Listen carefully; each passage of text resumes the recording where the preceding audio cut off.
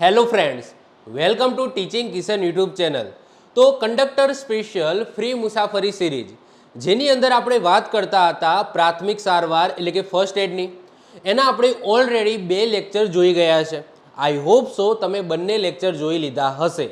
ન જોયા હોય તો પહેલાં એ 2 લેક્ચર તમે જોઈ લેજો, એના પછી જ આ લેક્ચર તમે જોજો, કારણ કે આપણે સ્ટેપ બાય સ્ટેપ જઈએ છીએ, થિયરી બાય થિયરી જઈએ છીએ। એટલા માટે જો પહેલાં 2 લેક્ચર ન જોયા હોય તો પહેલાં એ તમે જોઈ લેજો, એના પછી જ આ લેક્ચર તમે જોજો, કારણ કે આ લેક્ચરની અંદર સમજી લો CPR શબ્દ આવ્યો, રિકવરી પોઝિશન આવો શબ્દ આવ્યો તો તમને ખબર નહીં પડે, કારણ કે અગાઉના 2 લેક્ચરની અંદર મેં ડિટેલ્સમાં સમજાવ્યું છે કે ભાઈ CPR કોને કહેવામાં આવે, કઈ રીતના આપવાનો હોય, રિકવરી પોઝિશનની અંદર કોઈ દર્દીને કઈ રીતના મૂકવાનો હોય, તો આ બધી વસ્તુ મેં ઓલરેડી કમ્પ્લીટ કરાવી દીધી છે। હવે ડાયરેક્ટ તમે આ લેક્ચર જોશો અને આની અંદર CPR શબ્દ આવે કે ભાઈ CPR આપવાનો, તો CPR એટલે શું એ તમને ખબર હોવી જોઈએ, જે આપણે લેક્ચર નંબર 2 ની અંદર ડિટેલ્સમાં સમજી ગયા। રિકવરી પોઝિશન એટલે શું તો એ પણ તમને ખબર હોવી જોઈએ કે ભાઈ રિકવરી પોઝિશન કોને કહેવામાં આવે, કઈ રીતના કોઈ દર્દીને આપણે રિકવરી પોઝિશનની અંદર મૂકીશું। તો ટૂંકમાં હું જે રીતના લેક્ચર લઉં છું એ રીતના જ તમારે લેક્ચર જોવાના છે, સ્ટેપ બાય સ્ટેપ તમારે જોવાના છે।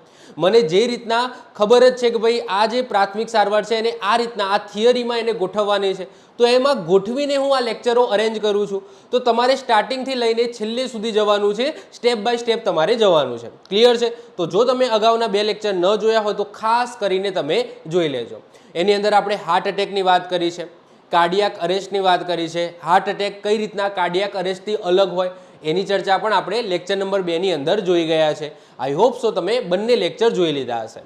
તો હવે આપણે પ્રાથમિક સારવારને આગળ વધારીએ છીએ, વાત કરીએ છીએ પાર્ટ 3 ની।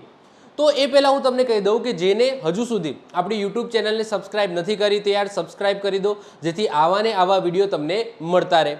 સબસ્ક્રાઇબ કરશો તો તમને ફાયદો છે, જ્યારે પણ મારો નવો વિડીયો આવશે તો એની નોટિફિકેશન તમને મળતી રહેશે, કાં તો તમે યુટ્યુબ ખોલશો તો જો મારો નવો વિડીયો આવેલો હશે તો તમને ટોપ ઉપર જ બતાવશે, જેથી તમારો કોઈ પણ વિડીયો મિસ નહીં થાય। તો શરૂઆત કરીએ છીએ આજના લેક્ચરની। તો સૌથી પહેલાં વાત કરીએ ગળામાં કંઈક ફસાઈ જવું। સમજી લો કે ગળાની અંદર માની લો કે કોઈ બાળક છે, મોટું છે, એને ગળાની અંદર કંઈક ફસાઈ જાય છે, નોર્મલી ખોરાક ફસાઈ જતો હોય, પુખ્ત વયનો હોય, અડલ્ટ હોય તો અડલ્ટની અંદર સિમ્પલ વસ્તુ છે કે કંઈક ખાવાનું જ ફસાઈ ગયું હોય।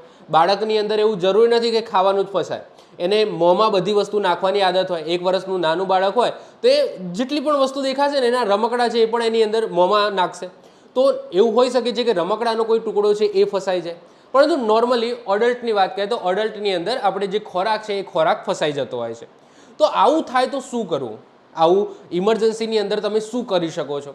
હાલાકી પ્રાથમિક સારવાર છે તમને કંડક્ટરના પોઈન્ટ ઓફ વ્યૂથી મૂક્યું છે કે ભાઈ તમે બસની અંદર મુસાફરી કરો છો, એઝ એ કંડક્ટર તરીકે તમે છો, અને બસની અંદર કોઈ વ્યક્તિ સમજી લો સિંગ ખાય છે કે એવું કંઈક ખાય છે અને અચાનક ગળાની અંદર સિંગ ફસાઈ ગઈ, ઓકે, અને તમે જો પ્રાથમિક સારવાર મેળવેલી હશે તો તમે કયા કયા પગલાં લેશો? ઓકે, નિગમનો ઉદ્દેશ્ય તો એ જ છે, પરંતુ આપણે ઓવરઓલ જોઈએ ભાઈ તમારા ઘરની અંદર તમે જમતા હો છો, એમાંથી કોઈ વ્યક્તિને ગળાની અંદર કંઈક ફસાઈ જાય છે, XYZ કંઈ પણ ફસાઈ જાય છે, ખોરાક ફસાઈ જાય છે, તો તમે કયા સ્ટેપ લેશો? તો 2 રીતના હોય, 2 વસ્તુ હોય, એક સિરિયસ પરિસ્થિતિ હોય, એક સામાન્ય પરિસ્થિતિ હોય। એટલે કે સામાન્ય પરિસ્થિતિની અંદર જો ખોરાક ફસાઈ જાય છે તો મતલબ કે ટોટલી જે નળી છે એ આખી બ્લોક નહીં કરી દે, અડધી નળીની અંદર તમે શ્વસનની ક્રિયા કરી શકો છો, શ્વાસ લઈ શકો છો, અને અડધું છે એ ચોકિંગ થઈ જશે, એટલે કે અડધું છે અડધામાં ખોરાક ફસાઈ જશે। તો આ છે એક નોર્મલ સ્થિતિ છે જેની અંદર તમારે કશું કરવાનું નથી, શરીરની બંધારણ જ એવું છે, શરીર આપોઆપ રિસ્પોન્સ કરશે, તમને ખાંસી આવશે અને એ વસ્તુ ઓટોમેટિકલી બહાર નીકળી જશે। પરંતુ કોઈ એવી કન્ડિશન આવી જાય જેની અંદર તમારું આખું જે ગળું છે એ બ્લોક થઈ જાય, એટલે કે તમે ખોરાક ખાઓ અને ચોકઅપ થઈ જાય, જે શ્વાસ નળી છે ચોકઅપ થઈ જાય, તો આવી કન્ડિશનની અંદર તમે શ્વાસ લઈ શકો નહીં, તમારા હાથ સીધા ગળા ઉપર જતા રહે, ઇવન તમે બોલી પણ ના શકો। અવાજ ક્યાંથી આવે છે? અંદરથી જ આવે છે ને, તો તમે બોલી પણ ના શકો, શ્વાસ પણ ના લઈ શકો, જસ્ટ ઈશારા કરી શકો કે ભાઈ આમ કરીને કંઈક ફસાઈ ગયું છે, કંઈક ફસાઈ ગયું છે, ઓકે, તમે કંઈક બોલવાનો ટ્રાય કરો પણ બોલી ના શકો।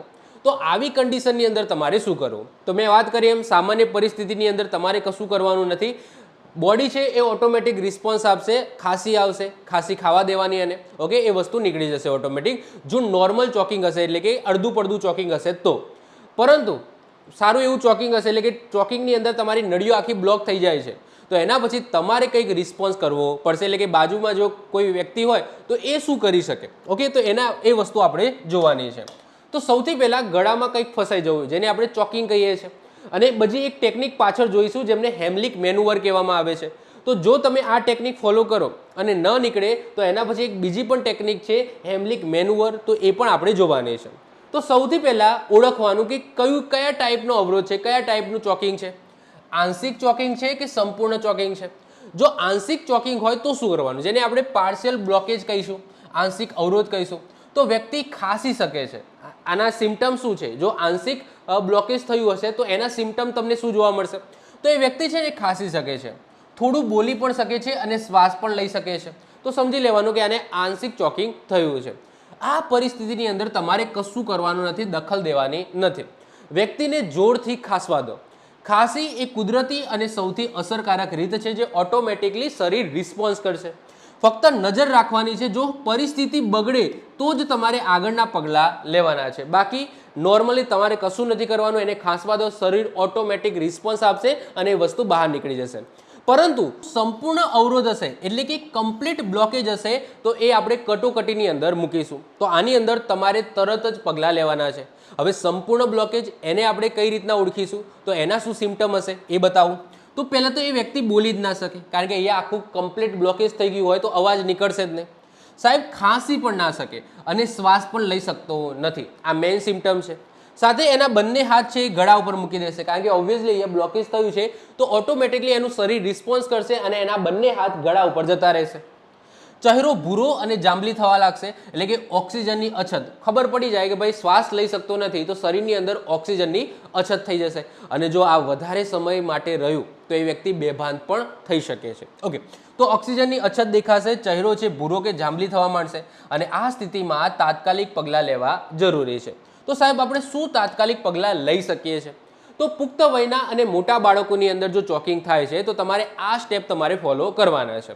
અહીંયા ઇમેજ ઉપર તમે ધ્યાન આપો તો આ વ્યક્તિ જે બ્લુ કલરનો શર્ટ પહેર્યો છે એને ચોકિંગ છે, સંપૂર્ણ ચોકિંગ છે, બોલી શકતો નથી, ખાંસી શકતો નથી, ઇવન શ્વાસ લઈ શકતો નથી, એના ગળાની અંદર કંઈક ફસાઈ ગયું છે. તો સિમ્પલ તમારે શું કરવાનું છે, સૌથી પહેલાં તો એની છાતી જમીન છે એને સમાંતર રહે એ રીતના તમારે એને નમાડવાનો છે. ઓકે, આ રીતના નમાડવાનો છે. એના પછી તમારે એક હાથથી એને ટેકો આપવાનો છે, નીચે ના પડી જાય, એક હાથથી તમારે ટેકો આપવાનો છે, અને બીજા હાથથી એના પીઠ ઉપર, ઓકે, એના બૈડાની અંદર, ઓકે, 5 વખત થપ્પા મારવાના છે. કેટલી વખત? યાદ રાખજો, 5 વખત. સંખ્યા યાદ રાખજો, 5 વખત. એને ધીબી નથી રાખવાનું. એના ઉપર ગુસ્સો હોય તો અત્યારે ગુસ્સો ઉતારવાનો નથી. ઓકે, મોકો મળ્યો કે ભાઈ ગુસ્સો ઉતારી દઈએ તો એવું નથી કરવાનું. માત્ર 5 વખત શું કરવાના છે? થાપા મારવાના છે. 5 વખતની અંદર જો થાપા મારવાથી એ વસ્તુ નીકળે નહીં તો એના પછી એક બીજી ટેકનિક આવશે જે નેક્સ્ટ સ્લાઇડની અંદર આવશે, એ કહું છું. એ પહેલાં મેં જે અહીંયા સમજાવ્યું એ અહીંયા લખેલું છે એ વાંચી લો.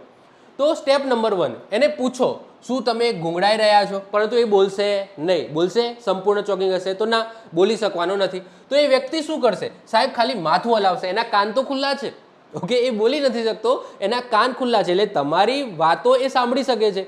તો તમે એમ કહો કે ભાઈ તને આખું બ્લોકિંગ છે, એટલે કે આ સંપૂર્ણ ગળું છે એની અંદર ચોકિંગમાં કંઈ ફસાઈ ગયું છે, તો એટલીસ્ટ એ આમ તો કરશે, માથું હલાવશે. ઓકે, તો એ માથું હલાવશે એટલે સમજી લેવાનું કે તમારે કટોકટી છે એની સારવાર તમારે કરવાની છે. શું કરશો? તમે પીઠ ઉપર થાપા મારશો. કેટલી વખત? સાહેબ 5 વખત તમારે મારવાના છે. કઈ રીતના? તો સૌથી પહેલાં દર્દીને આગળ તરફ નમાવો, છાતી છે એ જમીનને સમાંતર રહે એ રીતના એને આ રીતના ગોઠવવાનો છે, અને હાથથી છાતીને તમારે ટેકો આપવાનો છે. એક હાથથી તમારે ટેકો આપવાનો છે. બીજા હાથની હથેળીના મૂળ, હથેળીનું મૂળ એટલે કયું થાય? આર્યું. ઓકે, આ નીચેનો ભાગ છે એ હથેળીનું મૂળ. આનાથી તમારે શું કરવાના છે? થાપા મારવાના છે. તો હીલ ઓફ હેડ વડે 2 ખભાના હાડકાના, જેને સ્કેપ્યુલા કહેવામાં આવે છે, એની વચ્ચે તમારે 5 વખત શું કરવાનું છે? થાપા મારવાના છે. ઓકે, 5 વખત તમારે ધબ ધબ ધબ ધબ ધબ 5 વખત તમારે થાપા મારવાના છે. આવું કરવાથી જો નીકળી જાય તો ઇટ્સ ઓકે, તો તમારે નેક્સ્ટ સ્ટેપ ઉપર જવાનું નથી. નીકળી જાય તો કંઈ વાંધો નથી.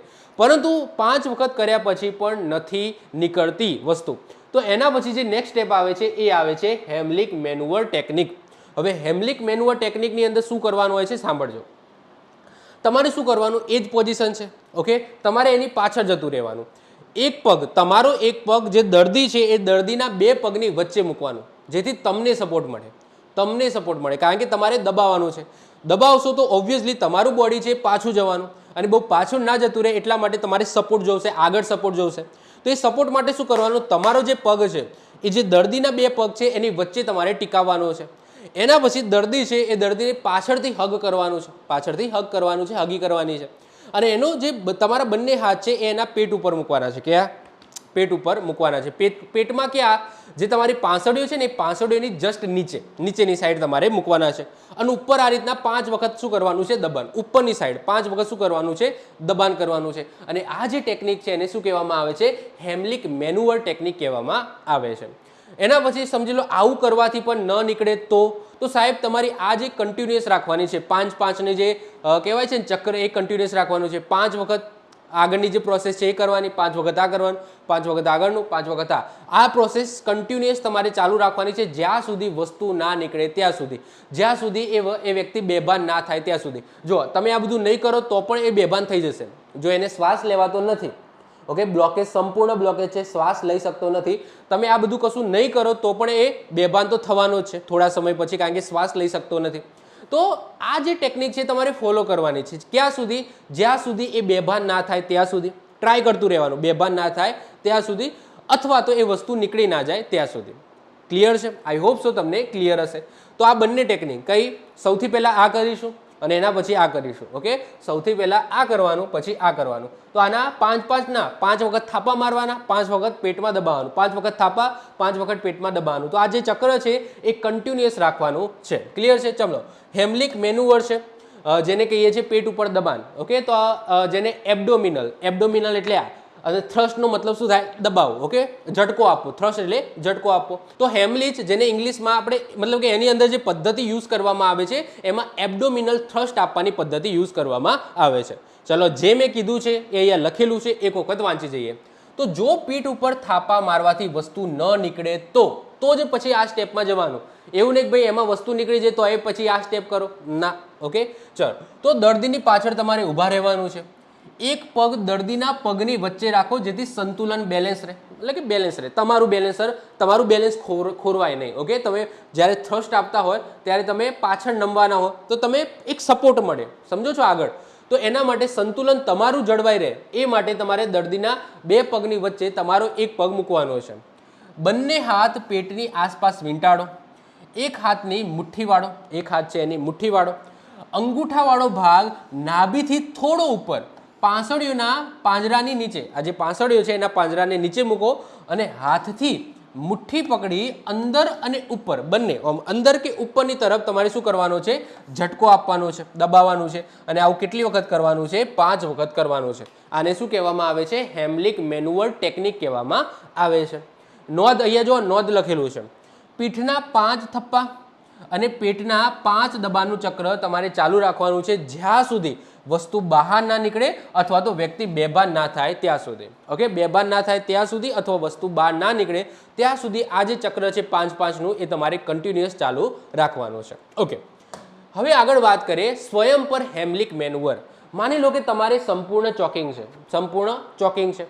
સંપૂર્ણ ચોકિંગ હોય તો, અને તમારી આજુબાજુ કોઈ વ્યક્તિ હોય નહીં અથવા તો કોઈ વ્યક્તિ હોય જેને આ બધી ટેકનિક આવડતી ના હોય, તો તમે શું કરશો? કારણ કે તમે એ વખતે ટેકનિક તો શીખવાડવા જવાના નથી, કારણ કે તમે બોલી શકવાના નથી. તમે કંઈક વસ્તુ ખાધી અને અહીંયા ગળાની અંદર ફસાઈ ગઈ, ગળામાં ફસાઈ જવાથી તમારો શ્વાસ છે એ હવે લેવાતો નથી. ઓકે, તમે બોલી શકતા નથી અને ગૂંગળામણ થાય છે. ટૂંકમાં તમારી આજુબાજુ ઘણા બધા વ્યક્તિઓ છે, માની લો કે છે વ્યક્તિઓ, પરંતુ એમને આ ટેકનિકની ખબર નથી, તમે એક્સપ્લેન પણ કરી શકવાના નથી કારણ કે બોલી પણ શકવાના નથી. તો તમને આ ટેકનિક ખબર હોય તો તમે સ્વયં ઓકે પોતાની જાતે તમે આ હેમલિક મેનુઅર ટેકનિક કઈ રીતના એપ્લાય કરી શકો. કારણ કે ઓબ્વિયસલી પેલી જે થાપાવાળી ટેકનિક છે એ તો યુઝ કરી શકવાના નહીં, તમે સ્વયં કઈ રીતના થાપા મારવાના, ઓકે, એવું તો થવાનું નથી. તમે પણ આજે બીજા નંબરની ટેકનિક છે હેમલિક મેનુઅર, એ તમે સ્વયં તમારી જાતે કરી શકો છો. કઈ રીતના? અહીંયા ઇમેજની અંદર બતાવ્યું છે. તમારો હાથ છે, આ હાથના મુઠ્ઠી વાળીને, ઓકે, જે પેલો પાછળથી પકડીને કરતો હતો ને એ તમારે આગળથી કરવાનું છે તમારા જ હાથથી. તો જે પાંસળીની નીચે તમારી મુઠ્ઠી વાળીને અંગૂઠો અંદર દબાવવાનો છે, પરંતુ દબાણ તમે જાતે આ રીતના એટલું બધું કરી ના શકો. જેલો પેલો પાછળથી પકડીને કરતો હતો તો એની અંદર સારું એવું દબાણ થતું હતું, પરંતુ આ રીતના તમે મૂકીને જાતે દબાણ કરવા જશો તો એટલું બધું દબાશે નહીં. તો તમારે કોઈકનો સપોર્ટ જોઈએ, તો એ સપોર્ટ તમે ખુરશીનો લઈ શકો, ટેબલનો લઈ શકો, સોફા હોય તો એનો લઈ શકો, ટીપોય હોય તો એનો લઈ શકો, જે પણ તમારી આજુબાજુ કોઈ ટેબલ હોય સારું એવું તો એનો લઈ શકો, કોમ્પ્યુટર ટેબલ કે XYZ કંઈ પણ હોય તો એનો સપોર્ટ તમે લઈને દબાણ છે તમારા શરીરની અંદર આપી શકો અને વસ્તુને બહાર કાઢી શકો છો. ક્લિયર છે? એ પણ તમે ક્યાં સુધી ટ્રાય કરશો? જ્યાં સુધી તમે બેભાન નહીં થાવ ત્યાં સુધી તમારે ટ્રાય કરતું રહેવાનું છે. ઓકે, તો સ્વયં ઉપર હેમલિક મેનુઅર ટેકનિક જોઈએ. તો જો તમે એકલા હો અને ગુંગળાઈ રહ્યા હો તો પોતાની મુઠ્ઠી નાભીથી ઉપર મૂકો, અંદર અને ઉપરની તરફ જોરથી તમારે દબાણ આપવાનું છે, થ્રસ્ટ આપવાનું છે, અથવા તો ખુરશીની પીઠ, ટેબલની ધાર જેવી સખત વસ્તુ ઉપર તમારે પેટ તમારું દબાવવાનું છે. તો સ્વયં ઉપર પણ તમે આ હેમલિક મેનુઅર ટેકનિક છે એ એપ્લાય કરી શકો છો. ક્લિયર? જો દર્દી બેભાન થઈ જાય, સમજી લો કે આ બધી ટેકનિક આપણે યુઝ કરી અને એ વખતે સજો દર્દી બેભાન થઈ જાય તો શું? દર્દી બેભાન થાય તો એના પછી આ ટેકનિક બંધ કરી દેવાની. ઓકે, જે પણ તમે ટેકનિક યુઝ કરતા હોય પેલા થાપાવાળી પણ બંધ કરી દેવાની અને જે પેટ દબાવવાવાળી છે હેમલિક મેનુઅર એ પણ તમારે બંધ કરી દેવાની. કારણ કે હવે વ્યક્તિ બેભાન થઈ ગયો છે. બેભાન થઈ ગયો છે તો હવે ઓબ્વિયસલી એક તો શ્વસન ક્રિયા કરી શકતો નથી. તો એના પછી તમે કઈ ટેકનિક છે એ યુઝ કરશો, શું કરશો, કયા પગલાં તમે લેશો? તો સૌથી પહેલાં ધીમેથી એને જમીન ઉપર તમારે સુવડાવવાનો છે. ધીમેથી જમીન ઉપર એને સુવડાવી દેવાનો છે. તાત્કાલિક તમારે 108 ઉપર ફોન કરી દેવાનો, કારણ કે હવે તમારે રાહ જોવાની નથી. તમારી જેટલી પણ ટેકનિકો છે એ બધી પૂરી થઈ ગઈ છે અને CPR જ્યાં સુધી 108 આવે ત્યાં સુધી, ઓકે, ત્યાં સુધી તમારે CPR છે એ શરૂ કરવાનો છે 30/2. હવે આ શું છે એના માટે તમારે લેક્ચર નંબર 2 જોવું પડે. ઓકે, 30/2 એટલે કે 30 રેશિયામાં છે. ઓકે, 30:2, 30:2. ઓકે, 30:2 એનો મતલબ શું છે? તો 30 વખત તમારે શું કરવાનું છે? તો CPR પદ્ધતિ આઈ હોપ સો મેં સમજાવી છે. લેક્ચર નંબર 2 તમે જોઈ લેજો, ના ખબર પડે તો CPR ની અંદર 30:2 મેં લખેલું છે. તો આ 30 શું છે? તો 30માં શું કરવાનું છે? 30માં તમારે છાતી ઉપર દબાણ આપવાનું છે. 30 વખત તમારે દબાણ આપવાનું છે અને એના પછી 2 વખત શું કરવાનું છે? મોઢું મોં લગાવીને શ્વાસ ભરવાનો છે. તો આઈ હોપ સો CPR શું છે, એની ટેકનિક શું છે, આખી પદ્ધતિ મેં ઓલરેડી લેક્ચર નંબર 2માં સમજાવેલી છે. ન જોયો હોય તો લેક્ચર જોઈ લેજો, તમને આઈડિયા આવી જશે. તો જે CPR છે તમારે શરૂ કરી દેવાનું છે 30 રેશિયો છે 30:2 ની અંદર. ઓકે, 30:2 રેશિયાની અંદર તમારે શરૂ રાખવાનું છે. દરેક વખતે શ્વાસ આપતા પહેલા મોંમાં જુઓ. ઓકે, જેટલી વખત તમે શ્વાસ આપો ને એ વખત તમારે મોંમાં જોવાનું. જો તમને વસ્તુ દેખાય છે, વસ્તુ દેખાય તો જ એને બહાર કાઢવાનો ટ્રાય કરવાનો. બાકી તમારે એમનેમ આંધળી આંગળી ગાળવાની નહીં. ઓકે, એની મોઢાની અંદર જો જ્યારે પણ તમે મોટું મોં શ્વાસ આલતા હોય, ઓકે, અથવા ખેંચતા હોય તો યાદ રાખવાનું કે અંદર જોવાનું મોંની અંદર કે જે વસ્તુ ફસાઈ ગઈ છે, જેના લીધે ચોકિંગ થયું છે, એ વસ્તુ દેખાય છે. જો વસ્તુ દેખાય તો તમે 2 આંગળી ગાળીને એને બહાર કાઢવાનો ટ્રાય કરો. પરંતુ જો વસ્તુ દેખાતી નથી તો આંધળી આંગળી ગાળવાની નહીં. કેમ સાહેબ આવું? આંધળી આંગળી ગાળો અને માની લો કે એ વસ્તુ અંદર વધારે ગઈ તો પોસિબિલિટી છે ને કે તમે આંગળી ગાળો એ વસ્તુને કાઢવા માટે, પણ તમારા આંગળીના ધક્કાથી એ વસ્તુ વધારે અંદર જાય. તો આંધળી આંગળી ગાળવાની નહીં. આ વસ્તુ યાદ રાખજો, MCQ ની અંદર પૂછાઈ શકે. તો શું કરવાનું? જો વસ્તુ દેખાય તો આંગળીથી કાઢો, પરંતુ આંધળી આંગળી ગાળવી નહીં. કેમ? કારણ કે એ વસ્તુ છે એ અંદર જઈ શકે છે પાછી. હવે વાત કરીએ 1 વર્ષથી નાના બાળક અથવા તો શિશુ, ઓકે, એને જો ચોકિંગ થાય છે તો શું કરવાનું? 1 વર્ષથી નાના, 1 વર્ષથી મોટા હોય એટલે કે 2 વર્ષનું, 3 વર્ષનું, એને તમે આ રીતના હાથ ઉપર લઈ શકો ને. 2 વર્ષનું બાળકને તમે હાથ ઉપર લઈ શકો. એનું વજન સમજો 10-11 કિલો હોય તો એને તમે આ રીતના હાથ ઉપર તમે લઈ શકો ને, ઊંધો પાડીને આ રીતના આ ટેકનિક તમે યુઝ ના કરી શકો. તો આ ટેકનિક ક્યારે? 1 વર્ષથી નાના બાળકો માટે જ છે. ઓકે, 1 વર્ષથી મોટા હોય તો આગળ જે પુખ્ત વયની જે ટેકનિક મેં બતાવી એ જ ટેકનિક તમારે કરવાની રહેશે. પરંતુ 1 વર્ષથી નાનું બાળક હોય, શિશુ હોય, તો એને પહેલાં તો હેમલિક મેનુઅર ટેકનિક કરાય નહીં. કરાય એના પાછળથી આમ દબાવાય, એની પાછળ બધું તૂટી જાય, અંગોને નુકસાન થાય, એના નાજુક અંગો હોય તો પેલી દબાણવાળી પ્રક્રિયા તો પહેલાં કરવાની જ નહીં. ઓકે, શિશુને એ દબાણવાળી પ્રક્રિયા કરવાની નથી. તો એના માટે શું કરવાનું છે તમારે? તો એના માટે એ જે શિશુ છે એને તમારે હાથ ઉપર, ઓકે, એક પહેલાં તો તમારે સપોર્ટ લઈ લેવાનો, પગનો આ રીતના સપોર્ટ લઈ લેવાનો. પગના સપોર્ટ ઉપર તમારો હાથ મૂકવાનો, એને ઊંધો સુવડાવવાનો અને એને થોડો નમતો રાખવાનો. ઓકે, જમીન બાજુ થોડો નમતો રાખવાનો અને એક બીજો હાથ છે એનાથી તમારે એનું મોઢું ને મોઢાને સપોર્ટ આપવાનો. ઓકે, એ દેખાય છે, આ મોંને તમારે સપોર્ટ આપવાનો અને બીજા હાથથી શું કરવાના છે? થાપા મારવાના. 5 થાપા મારવાના. જે આગળ ટેકનિક હતી પેલાને આપણે ઊભા રહીને મારતા હતા ને, પેલા પુખ્ત વયનાને ઊભા રહીને, બસ આને થોડો ઊંઘાડીને મારવાનો. ઓકે 1 વર્ષનું નાનું બાળક હોય, હા જો નાજુક હોય, તમે મમ્મી મધર કે ફાધર હોય તો તમે એવું વિચારો કે ભાઈ હું મારું, પણ આ સમય સાહેબ મારવાના, ઓકે સારા એવા મારવાના, સારા એવા મતલબ કે થોડા હેવી મારવાના, એવું નહીં કે ભાઈ નાજુકથી આમ થપ થપ થપ થપ કરો, ના સાહેબ અત્યારે ચોકિંગ છે, ઓકે બાળકને ચોકિંગ થયું છે તો એ વિચારવાનું, તો સારા એવા પ્રમાણમાં મક્કમતાથી મારવાના છે, કેવા મક્કમતાથી કે ભાઈ જેમ ડૉક્ટર ઇલાજ કરતો હોય એ બધું કશું જોવે કે એને દર્દ થાય છે એ તમને જ અનુભવાય, તમારું બાળક હોય તો તમે અનુભવી શકો કે ભાઈ મારા બાળકને દુઃખ દર્દ છે, ઓકે દુખાય છે અને એ પેન તમને પણ થાય, પણ આ સમયે એવું કશું કરવાનું નથી, ઓકે તમને ભલે માઇન્ડની અંદર જે થતું હોય થાય, પરંતુ મક્કમતાથી મારવાનું છે, અત્યારે બાળકને બચાવવાનો ટ્રાય કરવાનો છે, ક્લિયર છે? ઓકે ચલો, તો ચેતવણીની વાત કરીએ તો શિશુ પર ક્યારેય પણ પેટ પર દબાવ એટલે કે જે હેમલિક ટેકનિક છે એ હેમલિક ટેકનિક છે તમારે યુઝ કરવાની નથી, તેના અવયવો નાજુક હોવાથી એને નુકસાન થઈ શકે છે. તો સ્ટેપ 1 તમે શું કરશો, પીઠ ઉપર તમારે થપ્પા મારવાના છે. તો શિશુને તમારા હાથ કે જાંઘ એટલે કે આ ભાગ, ઓકે જાંઘ પર ઊંધું સુડાવવાનું છે, મોં તમારે નીચે તરફ રાખવાનું છે અને માથું છે એ શરીર કરતાં થોડું નીચે, ઓકે એટલે કે ટૂંકમાં આ રીતના ઊંઘાડવાનું છે, આ પોઝિશનની અંદર ઊંઘાડવાનો છે, શરીર કરતાં એનું જે માથું છે એ થોડું નીચેની બાજુ રહેવું જોઈએ. જડબાને પકડવાનું છે એટલે એનું માથું છે એને ટેકવો, ઓકે એના માથાને સપોર્ટ આપો, એનું જે હેડ છે એને સપોર્ટ આપવાનો છે એક હાથથી તમારે. ગળું દબાઈને એની કાળજી રાખજો, જ્યારે સપોર્ટ આપતા હોય ત્યારે એને ગળા ઉપર નથી પકડવાનો, આ જે ચીનનો ભાગ છે ત્યાંથી એને સપોર્ટ આપવાનો છે.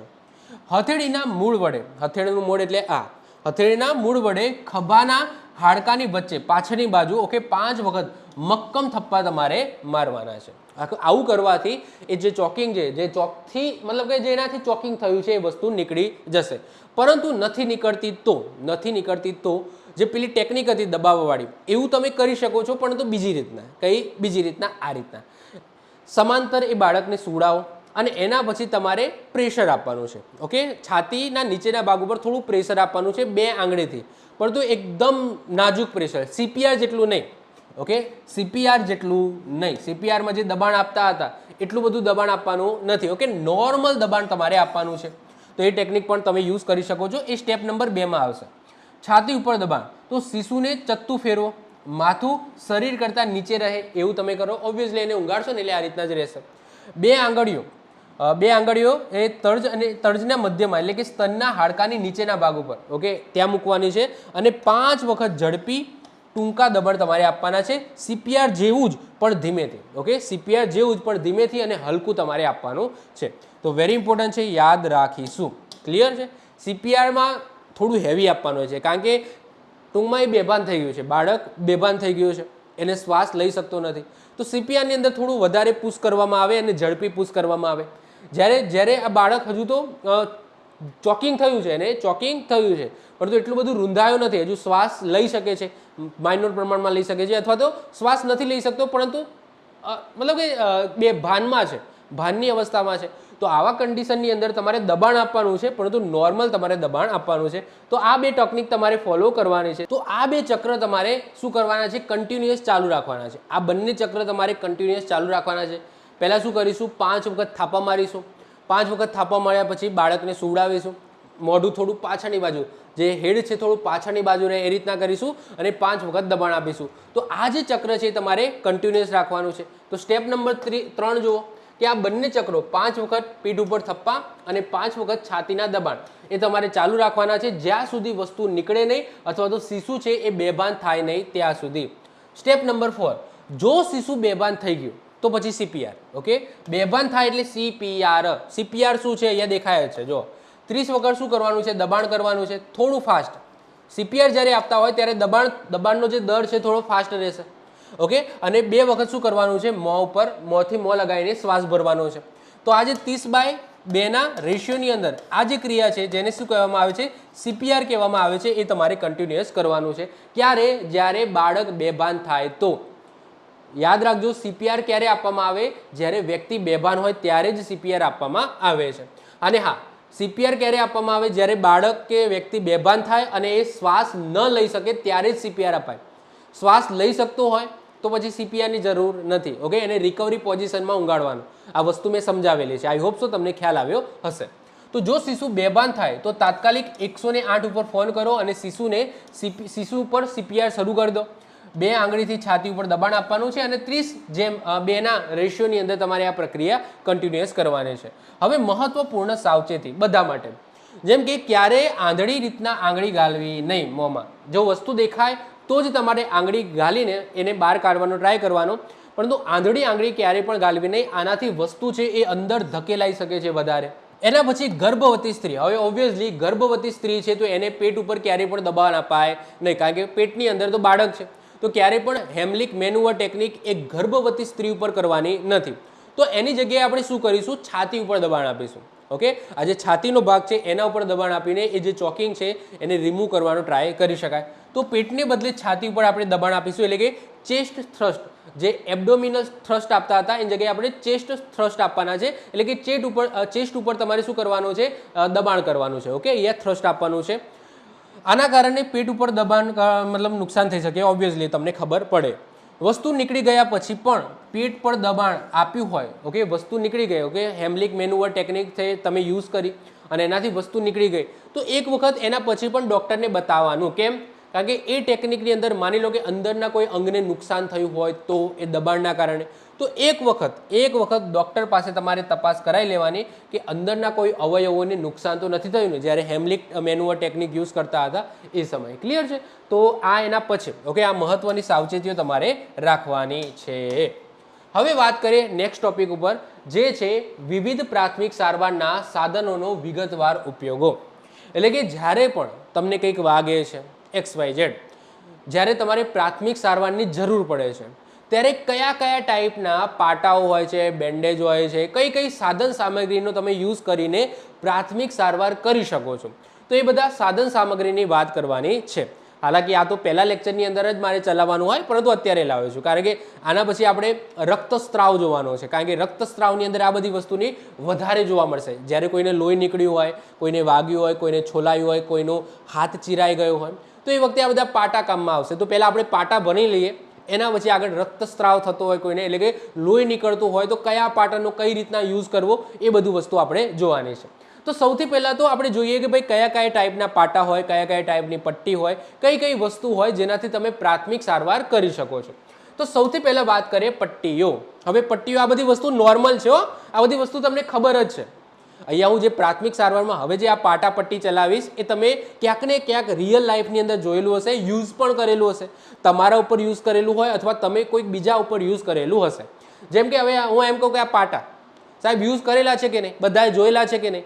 ક્યાંક ને ક્યાંક તમે કંઈક વાગ્યું હોય, કંઈક છોલાયું હોય, કંઈક ચીરો પડ્યો હોય તો સીધા ઇવન ડૉક્ટર પાસે પણ તમે જતા નથી. તમારા જોડે જો ફર્સ્ટ એડ કિટ હોય તો એની અંદર જો પાટો પડ્યો હોય તો ઘરે જ તમે વીંટાળી દો છો, કરો છો કે નહીં. તો આ બધી વસ્તુ તો ઓલરેડી તમને ખબર જ છે. તો આ બધી થિયરી છે, હું વાંચું છું અને હું વાંચતા તમને ખબર પડી જશે કે સર શું કહેવા માગે છે, કયા કયા ટાઈપના પાટા છે. ક્લિયર છે? ચલો, તો અહીંયા આપણે વધારે ટાઈમ બગાડવાનો નથી. તો સૌથી પહેલાં વાત કરીએ પટ્ટીઓ, જેને આપણે ડ્રેસિંગ કરવા માટે યુઝ કરીએ છીએ. હવે ડ્રેસિંગ કઈ રીતના કરવું એ પણ આગળ હું તમને સમજાવું છું.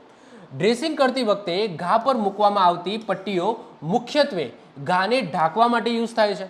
રક્તસ્ત્રાવ એટલે કે લોહી નીકળતું હોય, લોહી વહેતું હોય એને અટકાવવા માટે અથવા તો ચેપથી બચાવવા માટે આપણે પટ્ટી લગાવીએ છીએ. ઓકે, આપણે પટ્ટી કેમ વીંટાળીએ છીએ? સૌથી પહેલું આપણો મેન ઉદ્દેશ્ય એવો હોય છે કે જો લોહી નીકળતું હોય તો એ બંધ થઈ જાય. કારણ કે જ્યારે પટ્ટી લગાવીશું તો દબાણ થશે.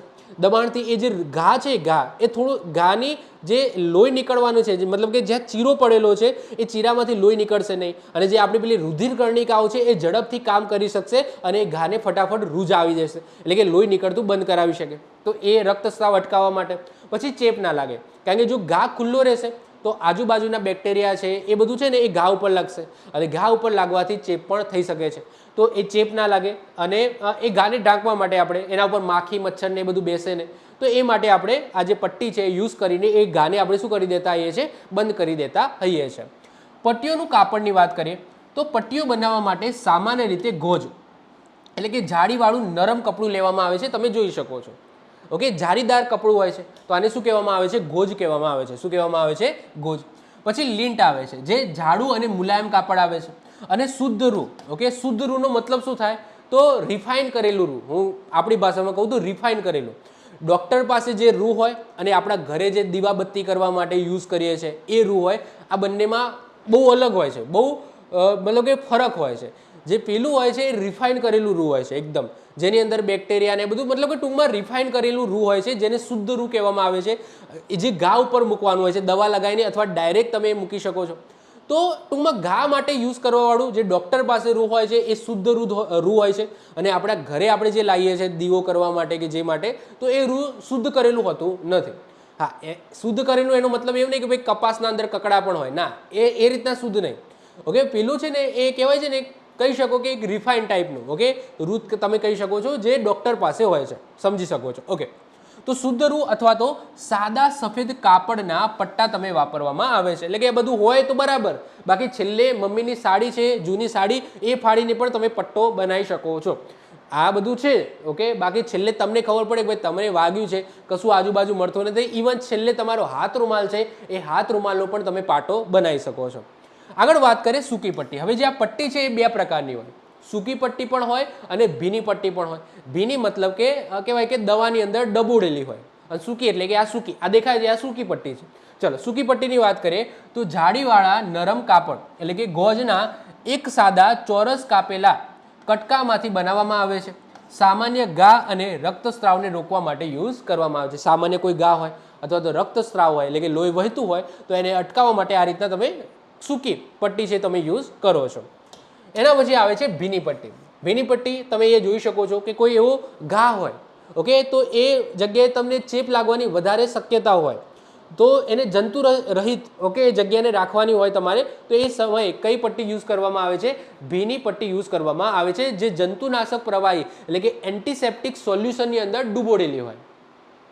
તો નરમ કાપડની ગળીઓને જંતુનાશક પ્રવાહી એટલે કે એન્ટીસેપ્ટિક સોલ્યુશન અથવા તો નોર્મલ સેલાઇનમાં બોડીને નીચોવીને બનાવવામાં આવે છે. જ્યાં તમને બળતરા થાય અથવા તો બેક્ટેરિયાના ચેપવાળો કોઈ ઘા હોય, એવું લાગે કે ભાઈ એ બેક્ટેરિયાનું ચેપ થઈ શકે છે, XYZ, બળતરા થતી હોય, તમે ડાજ્યા હોય કે એવું કંઈક હોય, ઓકે, જ્યાં લાય બળતી હોય, ઓકે, ટૂંકમાં, તો ત્યાં આ ટાઈપની પટ્ટીઓ યુઝ કરવામાં આવે છે. એના પછી ડ્રેસિંગમાં પટ્ટી લગાવવાના ફાયદા. શું ફાયદા છે? પટ્ટી કેમ લગાવવામાં આવે છે, એના ફાયદા શું? સૌથી પહેલાં તો બહારના જીવાણુ એટલે કે જંતુઓ છે અને ધૂળના રજકણો છે એ ઘાની અંદર દાખલ થઈ શકે નહીં, અટકે નહીં, અને તમને ચેપ ના થાય, ઇન્ફેક્શન ના થાય. એના પછી ઘા છે એ જલ્દીથી રૂજાઈ જાય, ઓકે, જલ્દીથી જે રુધિર કર્ણિકાઓ છે એને મદદરૂપ થાય. પટ્ટીના દબાણથી વહેલું લોહી છે એ અટકી જાય.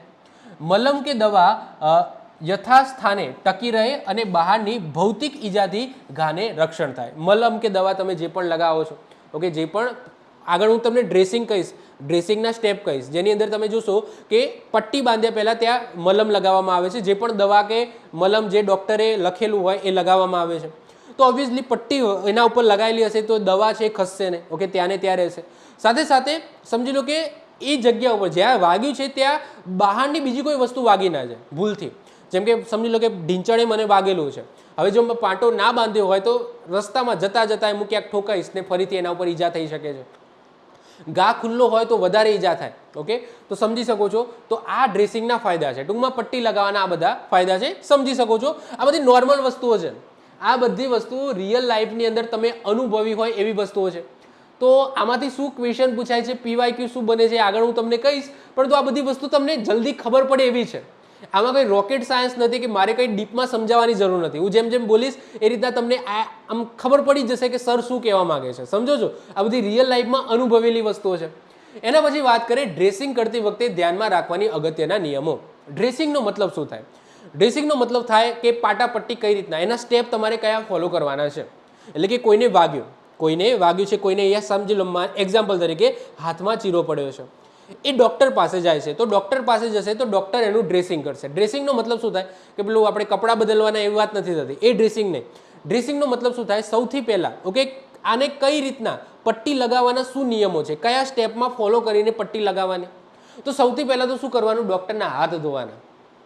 ઓકે, જે પાટો લગાવે છે, તમે તમારા ઘરે લગાવતા હોય તો જે પાટો લગાવતો હોય દર્દીને, તો સૌથી પહેલાં એના હાથ સેનિટાઈઝ કરવાનો. કારણ કે એના હાથમાં જો બેક્ટેરિયા કે એવું કંઈ હશે, ધૂળના રજકણો હશે, એ ઘાને લાગી શકે છે. તો સૌથી પહેલું જ કામ શું કરવાનું છે? હાથ ધોવાના. ડૉક્ટર હોય તો ડૉક્ટરના, અથવા તો તમારા ઘરની અંદર કોઈ વ્યક્તિ તમારો ઈલાજ કરતો હોય તો એ વ્યક્તિના હાથ પહેલાં તમારે ધોવાના છે. સેનિટાઈઝ તમે યુઝ કરી શકો છો. એના પછી તમારે ઘાની સફાઈ કરવી છે, એ જરૂરી છે. ઘાની સફાઈ કરવી જરૂરી છે. ઘાની અંદર હોઈ શકે છે કે જ્યારે તમને ઈજા થઈ એ સમયે એની અંદર કંકર કે ધૂળના રજકણો ગયા હોય તો પોસિબલ જેટલા સાફ થાય એટલા, એવું નથી કહેતો કે ભાઈ નાનો નાનો કણ પણ તમારે અંદરથી કાઢવાનો, જેટલા પોસિબલ હોય જેટલા નીકળતા હોય એટલા તમારે ઘાની અંદરથી કાઢવાના છે, એટલે કે ઘાની તમારે સફાઈ કરવાની છે. ચલો સૌથી પહેલા સ્ટેપથી શરૂઆત કરીએ, હાથની સફાઈ. તો ઘાનું ડ્રેસિંગ કરતા પહેલા સારવાર કરનારે પોતાના હાથ સાબુથી કે જંતુનાશક પ્રવાહી એટલે કે સેનિટાઈઝરથી ધોવાના. સ્ટેપ નંબર 2, ઘાની તમારે સફાઈ કરવાની છે. તો ઘાને સૌપ્રથમ સ્વચ્છ પાણીથી અને જંતુનાશક પ્રવાહીથી તમારે સાફ કરવાનો. ઘામાં કચરો કે રેતી હોય તો સરળતાથી સાફ થઈ શકે એમ હોય તો એને તમારે દૂર કરવાનો, બાકી એમને એમ રહેવા દેવાનું. અગત્યની સાવચેતી યાદ રાખજો, જ્યારે પણ તમે એન્ટિસેપ્ટિકનો યુઝ કરો છો તો એને સીધું ઘાની અંદર નાખવાનું નથી.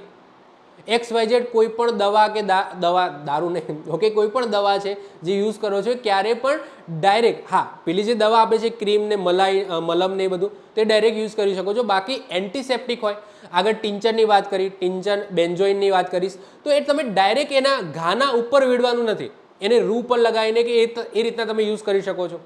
અમુક એવા હોય છે જે માત્ર ને માત્ર ઘાની આજુબાજુની જે ચામડી હોય છે એના માટે જ હોય છે, તો એ તમારે ઘાની અંદર સીધા એપ્લાય કરવાના નથી. આગળ આવશે એટલે હું સમજાવીશ.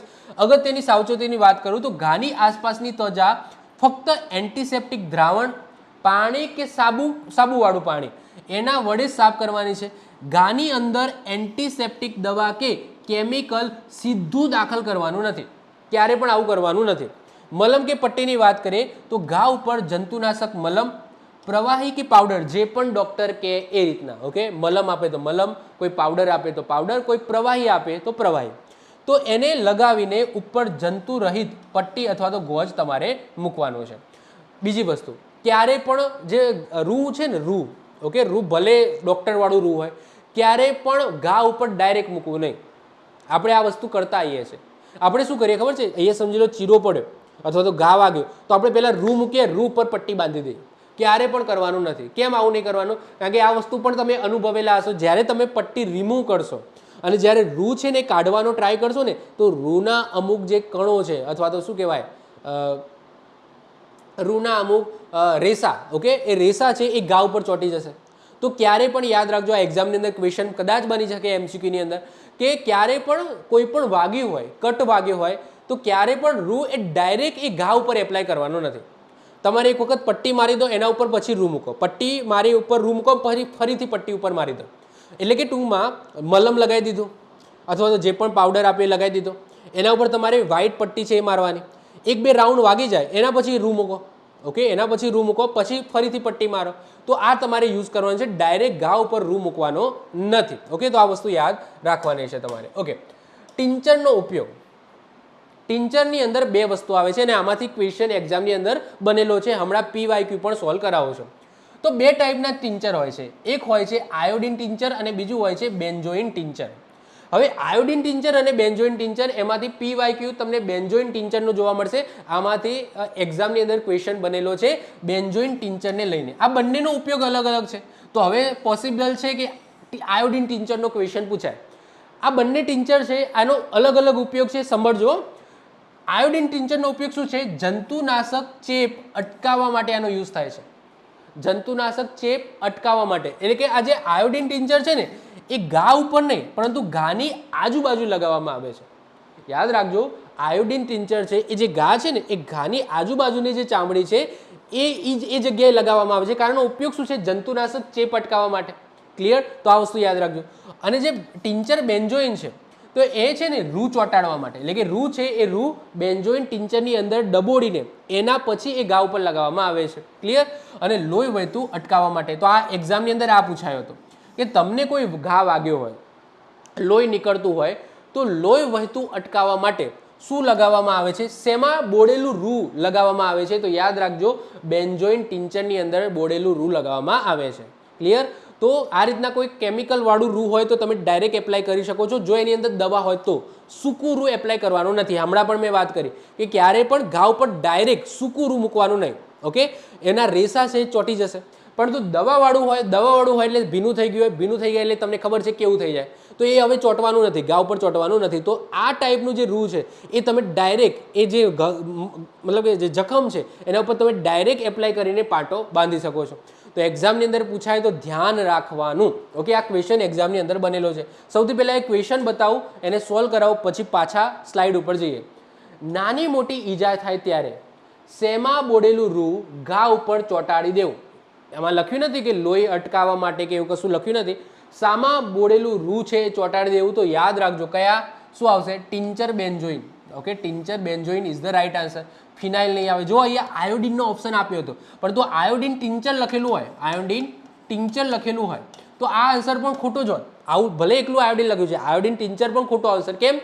કારણ કે આયોડિન ટિંચરનો ઉપયોગ શું થાય છે, એન્ટિસેપ્ટિક માટે, ચેપ ઘટાડવા માટે. ચેપ અહીંયા એ શબ્દ યુઝ કરેલું હોય, જો ચેપ ઘટાડવા માટે આવો શબ્દનો યુઝ કર્યો એન્ટિસેપ્ટિક તરીકે, અથવા આજુબાજુની ચામડી ઉપર શું લગાવવામાં આવે છે, તો યાદ રાખજો આયોડિન ટિંચર આવશે. પરંતુ રૂ કયા શેમાં બોડેલું રૂ લગાવવામાં આવે છે, તો શું આન્સર આવશે, ટિંચર બેન્ઝોઇન આવશે. જો ફરીથી આપણે સ્લાઇડ ઉપર જઈએ. ટિંચર આયોડિનનો ઉપયોગ શું, જંતુનાશક તરીકે ચેપ અટકાવવા માટે યુઝ થાય છે, જંતુનાશક તરીકે ચેપ અટકાવવા માટે. અને ટિંચર બેન્ઝોઇનનો ઉપયોગ શું થાય છે, રૂ ચોંટાડવા માટે. જે રૂ છે રૂની અંદર ડબોડવાનો હોય છે, જેનાથી શું થાય, મેન ઉપયોગ શું છે, લોહી વહેતું અટકી જાય. ક્લિયર છે? તો ક્વેશ્ચન સમજો, જે રીતના ક્વેશ્ચન પૂછાય એ રીતના તમારે આન્સર લખવાનો છે. પેકિંગ અને પાટો. તો પટ્ટી ઉપર પોલું રૂ કે કપડું મૂકી સ્ટિકિંગ પ્લાસ્ટર લગાવવું, જેથી પટ્ટી ખસી ના જાય. જો જખમ ઊંડો હોય તો ઉપરથી પાટો એટલે કે બેન્ડેજ છે એ તમારે બાંધવાનો છે. તો પેકિંગ પાટામાં શું લખ્યું છે કે પટ્ટી ઉપરથી પોલું રૂ કે કપડું મૂકીને, પટ્ટી ઉપર, પટ્ટીના ઉપર તમારે મૂકવાનું છે, પટ્ટી ઉપર પોલું રૂ કે કપડું મૂકીને સ્ટિકિંગ પ્લાસ્ટર છે લગાવવું. તમે એ જોઈ શકો છો, સ્ટિકિંગ પ્લાસ્ટર તમારે લગાવવું જેથી પટ્ટી ખસી ના જાય. જો જખમ ઊંડો હોય તો ઉપર પાટો છે, બેન્ડેજ છે, તમે લગાવી શકો છો. ઓકે, તો આજે અરે હા, હું આ રીતે સરસ મજાના ઇમેજીસ બનાવીને લાવ્યો છું અને જોતા રહેજો. આ બધા સરસ એઆઈથી બનાવેલા છે. ઓકે, એઆઈથી ઇમેજીસ બનાવેલા છે, તો અહીંયા તમે જોઈ શકો છો કે અહીંયા હું જે સમજાવું છું ને એ બધી વસ્તુ અહીંયા લખેલી છે. જેમ કે અહીંયા મેં 4 સ્ટેપ અહીંયા સમજાવે, એ 4 સ્ટેપની ઇમેજ તમે અહીંયા જોઈ શકશો.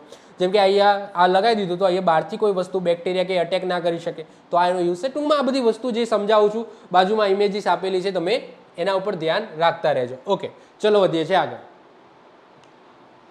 હવે વાત કરીએ, નેક્સ્ટ આવે છે પોતા એટલે કે ફોર્મેન્ટેશન. શું આવે છે? ફોર્મેન્ટેશન. હવે આનો યુઝ પણ તમે કરતા જશો. સાહેબ તમને તાવ આવે તો મમ્મી સૌથી પહેલાં શું કરે? તાવ આવે સમજી લો, તમારી બોડી ગરમ થઈ ગઈ, હા, દવાખાને તો તમે જાઓ છો. ઓકે, તમે ગોળી પણ લઈ આવશો, કદાચ ડોલો ગોળી પણ લઈ આવશો, કે તાવની ગોળી મેડિકલમાં જઈને એમ કહેશો ભાઈ તાવ આવ્યો છે, ગોળી આપી દે. ઓકે, આ સિવાય તમે શું કરો છો? દેશી દવામાં શું કરો છો? તો મમ્મી કહેતી હશે કે ભાઈ ઠંડા પાણીના પોતા મૂક, છે કે નહીં? બોડી ગરમ થઈ ગઈ છે તો મીઠાવાળું પાણી લેશે. મમ્મી શું કરશે? પાણીની અંદર મીઠું ઓગાળશે અને એની અંદર કોઈ ચોખ્ખું કપડું હોય કે હાથ રૂમાલ હોય તમારો, એની અંદર બોડીને એને નીચોવીને તમારા મસ્તક ઉપર મૂકી દેશે. એટલે કે આ બહુ જૂની ટેકનિક છે. ઓકે, તો એ જ વસ્તુની હવે વાત કરવાની છે. ઓકે, તો એ પોતાની જ વાત કરવાની છે. જે પોતું તમારા મસ્તક ઉપર મૂકવામાં આવે છે ને, એ પોતાની વાત કરીશું. ચલો, તો પોતા, જેને ઇંગ્લિશમાં કહેવામાં આવે છે ફોર્મેન્ટેશન. તો પોતા કે કાપડના ટુકડાને ચોક્કસ તાપમાનવાળા પાણીમાં, ચોક્કસ તાપમાન એટલે કે ઠંડા પાણીની અંદર અને ગરમ પાણી. નોર્મલી આપણે તાવ આવે તો ઠંડા પાણીની અંદર ડબોળતા આવીએ છીએ, પરંતુ અમુક કન્ડિશનની અંદર ગરમ પાણીની અંદર ડૂબોડીને પણ પોતા મૂકવામાં આવે છે. શું કન્ડિશન હોય છે સમજીએ.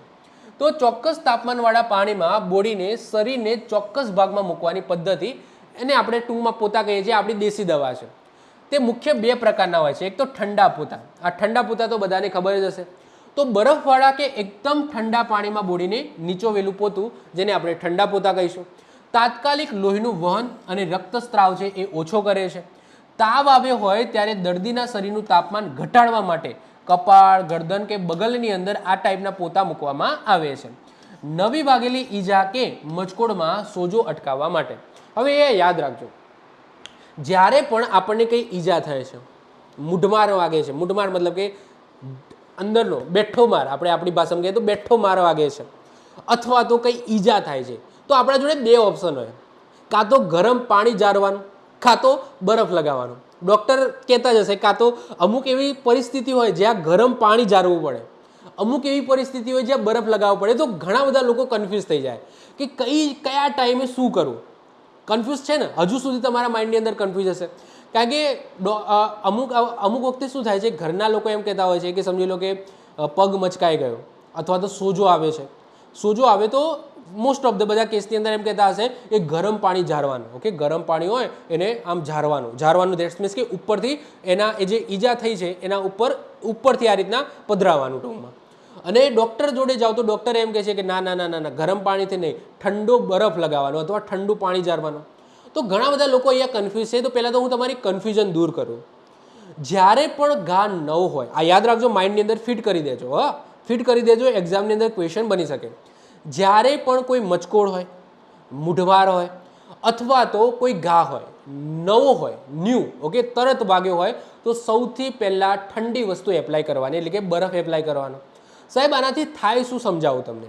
બરફ છે ને એ જે રક્ત પરિભ્રમણ છે, આખા તમને ખબર છે કે આખા બોડીની અંદર આપણું લોહી છે એનું પરિભ્રમણ થતું હોય.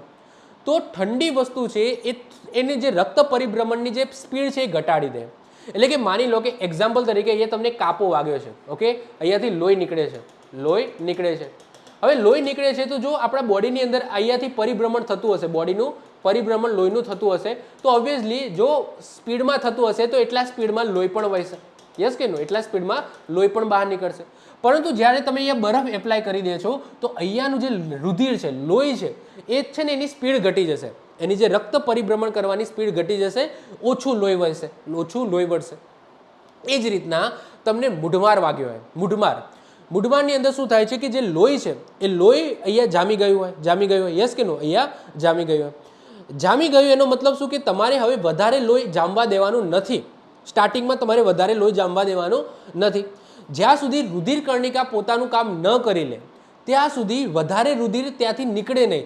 એ માટે સૌથી પહેલાં તમારે ઠંડી વસ્તુ એપ્લાય કરી દેવાની, જેથી રુધિરની જે સ્પીડ છે એ જગ્યાએ જે ભાગ ઉપર વાગ્યું હોય એ ભાગ ઉપર એપ્લાય કરવાની. તો રુધિરની સ્પીડ છે એ ભાગની અંદર ઘટી જાય. શું થાય?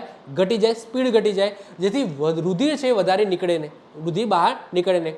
તો યાદ રાખજો, જ્યારે પણ નવો ઘા હોય, શબ્દ સાંભળજો, નવો ઘા હોય, નવી મચકોડ હોય, નવો મૂઢમાર વાગ્યો હોય, તો આવા સમયે સૌથી પહેલાં બરફ લગાવવાનું ડૉક્ટર પ્રિફર કરે છે. કે ભાઈ ડૉક્ટર શું કહે છે? બરફ લગાવો. ક્યારે પણ ગરમ વસ્તુ એના ઉપર ઝાડવી નહીં. નવું જો મચકોડ હશે, ગરમ વસ્તુ ઝાડશો તો તમારું કામ નહીં થાય, કામ થશે નહીં. સ્નાયુઓ ખેંચાઈ ગયા હોય એની અંદર પણ તમે જુઓ કે પગ છે એ વચકાઈ ગયો. આપણે ક્રિકેટ રમતા હોઈએ, ખાડાની અંદર પગ આવી જાય તો પગ આપણો વળી જાય છે, મચકાઈ જાય છે, આમ મચકાઈ જાય છે. તો તરત જ સ્નાયુ એની અંદર શું થાય છે? સ્નાયુઓ ખેંચાઈ જાય. તો એ સ્નાયુઓને રિકવર કરવાના છે. પરંતુ જો એની જે રુધિર છે, રુધિર અંદર ફર્યા કરશે, સ્પીડમાં ફર્યા કરશે, તો એટલું બધું રિકવર નહીં થાય. તો એ વખતે પણ સ્ટાર્ટિંગમાં ડૉક્ટર છે ને ત્યાં પહેલી વસ્તુ બરફ લગાવવાનું કહે છે. મતલબ કે મોસ્ટ ઓફ ધ જ્યારે સ્નાયુઓ ખેંચાયા હોય ને તો એક જ ગરમ વસ્તુની વાત જ છોડી દો, ખાલી બરફ લગાવવાનું કહે છે કે મહિના સુધી બરફ જ લગાયા કરો. બરફ લગાવશો તો એ જે સોજો છે ને, નવો સોજો, એ સોજો છે એ સોજો ક્યારે થાય કે એ જગ્યા ઉપર તમને બેઠો માર વાગ્યો છે અને તે જે રુધિર છે, રુધિર જામી ગયું છે. એનો જ મતલબ સોજોનો મતલબ શું કે ત્યાં રુધિર જામી ગયું છે, ગંઠાઈ ગયું છે. ઓકે, એનો સોજો થાય. તો ત્યાંનું ટૂંકમાં રુધિર છે, રુધિરને તમારે જામ કરવાનું છે. જામ દેટ્સ મીન્સ કે એની જે સ્પીડ છે એને ઘટાડવાની છે તમારે. જે ઓલરેડી રુધિર વધારે એ ગંઠાઈ ગયું છે એની અંદર વધારે આવવા દેવાનું નથી. તો સૌથી પહેલાં તમારે શું કરવાનું? ઠંડી વસ્તુ એપ્લાય કરવાનું.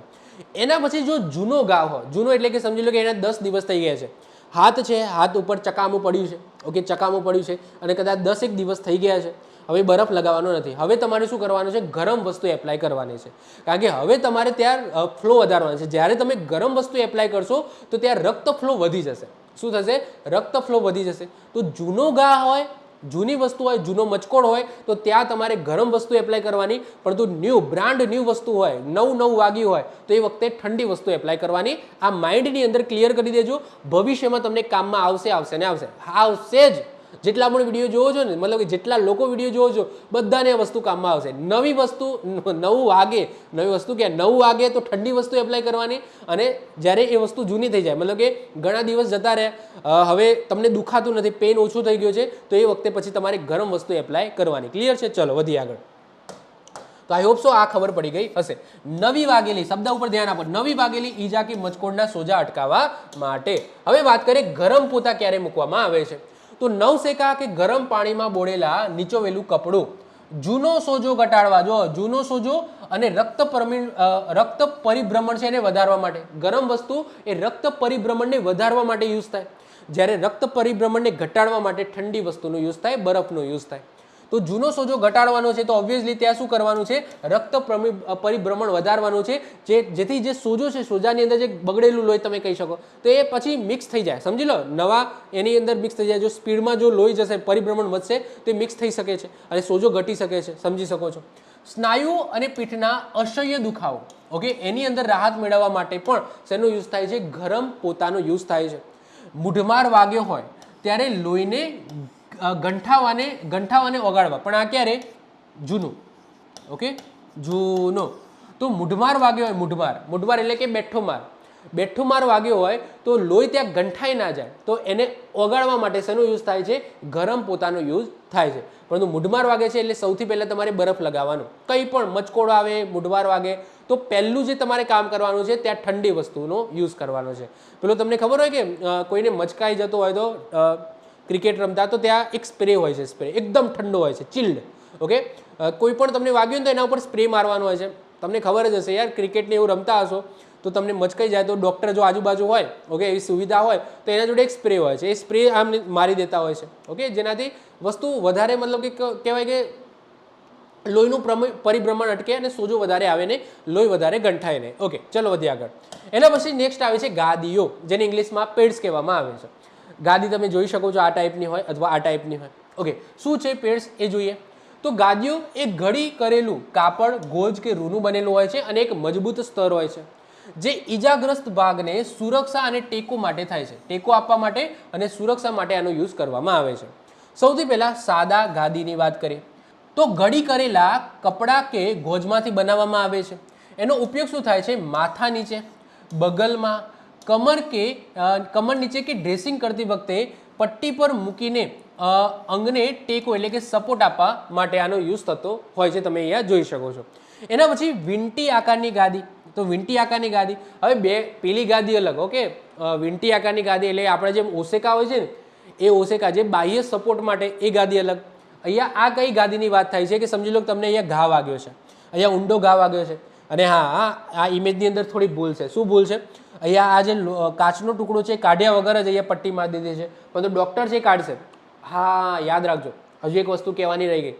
જ્યારે પણ તમને માની લો કે ચક્કુ વાગ્યું છે, ઓકે, ચક્કુ છે, માની લો આ પાર જતું રહ્યું છે, તો ડૉક્ટરને કાઢવાની મતલબ કે ડૉક્ટર પાસે જઈને એને કઢાવો. ક્યારેય પણ ઘરે કાઢવાનો ટ્રાય કરવા નહીં. માની લો ચક્કુ વાગી ગયું છે, આર પાર નીકળી ગયું છે, તો ક્યારે પણ ચક્કાને કાઢવાનો ટ્રાય કરવાનો નહીં. ઇવન જે પણ વસ્તુ XYZ શરીરની અંદર કંઈ પણ વસ્તુ તમને વાગી છે, ભોકાઈ ગઈ છે, શું શરીરની અંદર ભોકાઈ ગઈ છે, તો ક્યારે પણ એને કાઢવાનું નહીં. એ ડૉક્ટર કાઢશે. કેમ સાહેબ એવું? જો એને કાઢશો એના લીધે જ જે મતલબ કે ધમની કે શીરા કે જે પણ ફાટ્યું હશે અંદર જઈ, તો એના લીધે જ એ છે ને બ્લોકેજ રહેશે. જો એને તમે કાઢશો ને તો રુધિર વહી જશે તમારું. તો એ વસ્તુ યાદ રાખવાનું કે જ્યારે પણ શરીરની અંદર કોઈ ભોકાઈ ગયેલી વસ્તુ હોય તો એને તરત કાઢવી નહીં, એ ડૉક્ટર કાઢશે. ડૉક્ટર જોડે જઈને એને કઢાવડાવવાની. ક્લિયર? ચલો, તો અહીંયા તો આ ડૉક્ટર જ કરે છે, ઓબ્વિયસલી અહીંયા પાટો મારેલ છે તો ડૉક્ટર કરતો છે, તો આ વસ્તુ કાઢીને પછી પાટો બાંધવાનો, ઓકે, એ વસ્તુ રાખીને પાટો બાંધવાનો નથી, ઓકે. તો આ ઇમેજની અંદર ભૂલ છે. ચલો, તો વીંટી આકારની ગાદીની વાત કરીએ તો કાપડ કે ગોજને ગોળ વીંટી એટલે કે રિંગ જેવા આકારમાં વાળીને બનાવવામાં આવે છે. ઉપયોગ શું? તો જ્યારે ગાની અંદર કોઈ બહારની વસ્તુ જેમ કે કોઈ કાચ છે, લોખંડનો ટુકડો કે ભાંગેલું હાડકું છે એ ભરાઈ ગયું હોય ત્યારે એના ઉપર સીધું દબાણ ના આવે એ માટે આસપાસ રિંગ પેડ મૂકીને ઉપરથી પાટો બાંધી દેવામાં આવે છે. ઓબ્વિયસલી અહીંયા તમે કાઢીને આ રિંગ મૂકીને પછી પાટો બાંધી દો તો આ જે અંદરનો ઘા છે સુરક્ષિત રહેશે. કાલ ઉઠીને મારો હાથ, આ જે ઘાવાળો હાથ છે અહીંયા અડી જશે ને તો પણ સૌથી પહેલાં આ મારું રક્ષણ કરશે, આ રિંગવાળો પાટો મારું રક્ષણ કરશે. ડાયરેક્ટ ઘા ઉપર એ ફરીથી ત્યાં ઈજા થશે નહીં. તો એટલા માટે આ રિંગ પાટાનો યુઝ કરવામાં આવે છે. આગળ વાત કરીએ પાટાઓ, જેને ઇંગ્લિશમાં બેન્ડેજ કહેવામાં આવે છે, ઓકે. આપણી પેલી બેન્ડેજ નહીં, એને પણ બેન્ડેજ જ કહેવામાં આવે, પેલી જે આપણે લગાવીએ છીએ બેન્ડેજ, પરંતુ આ પાટાઓ જેને આપણે બેન્ડેજ કહીએ છીએ, નોર્મલી ઘણા બધા આકારના પાટાઓ હોય છે, જેમ કે મુખ્ય છે ત્રિકોણાકાર પાટો, રોલર બેન્ડેજ અને ક્રેપ બેન્ડેજ. અલગ અલગ એના યુઝ હોય છે, શું યુઝ હોય છે સમજીએ. તો સૌથી પહેલાં વાત કરીએ પાટાઓ, બેન્ડેજ. તો પાટાનો મુખ્ય હેતુ શું છે? ઘા ઉપર ડ્રેસિંગને અટકાવી રાખવો. દબાણ આપીને લોહીને રોકવું અને અસ્થિભંગ એટલે કે ફ્રેક્ચરવાળા ભાગને સ્થિર રાખવાનો હોય છે. તો એ મુખ્ય ઉપદેશ હોય છે. સૌથી પહેલાં વાત કરીએ ત્રિકોણાકાર પાટા જે બધાની ઘેર હોય. ઓકે, ત્રિકોણાકાર પાટો તમે ઘેર પણ બનાવી શકો. ત્રિકોણાકાર પાટો તમે ઘરે પણ બનાવી શકો. જે તમારો હાથ રૂમાલ છે એ હાથ રૂમાલના કોઈ પણ સામસામેના બે છેડા છે એને ભેગા કરી દો, તમારો ત્રિકોણ પાટો રેડી છે. તમારો ત્રિકોણ પાટો રેડી છે. આવો પાટો રેડી થઈ જાય. આ તમારો રૂમાલ જ છે, આ તમારો રૂમાલ જ છે. રૂમાલના સામસામેના બે ખૂણા છે એને તમે ભેગા કરી દો, તમારો ત્રિકોણ પાટો રેડી થઈ જાય. એનો યુઝ તમે જોઈ શકો ઘણા બધા છે. જેમ કે એ તમે જોઈ શકો હાથની અંદર ફ્રેક્ચર થયું હોય તો આ રીતના હાથને લબડાવવા માટે. ઇવન તમે આ ભાગની અંદર આ જે ભાગ છે ને અહીંયા ફ્રેક્ચર થયું હોય, અહીંયા કોઈ ઈજા થઈ હોય તો એ હલે નહીં, આ ઈજા થઈ હોય એ હલે નહીં, તો એના માટે પણ આ પાટાનો યુઝ કરી શકો છો.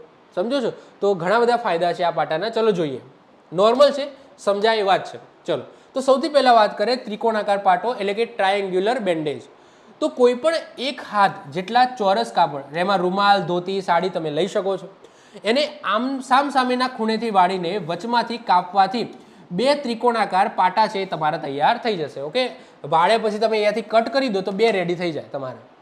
ઉપયોગની વાત કરીએ તો ઈજાગ્રસ્ત હાથને ગળામાં લટકાવવા માટે જોડી, ઓકે તમે એ જોઈ શકો છો આ જોડી તૈયાર કરી છે ને સરસ મજાનો. ઓકે, જે ઈજાગ્રસ્ત હાથ છે એને તમે ગળામાંથી લટકાવો હોય આ રીતના. ઓકે, તો આવી જોડી તમે બનાવી શકો છો.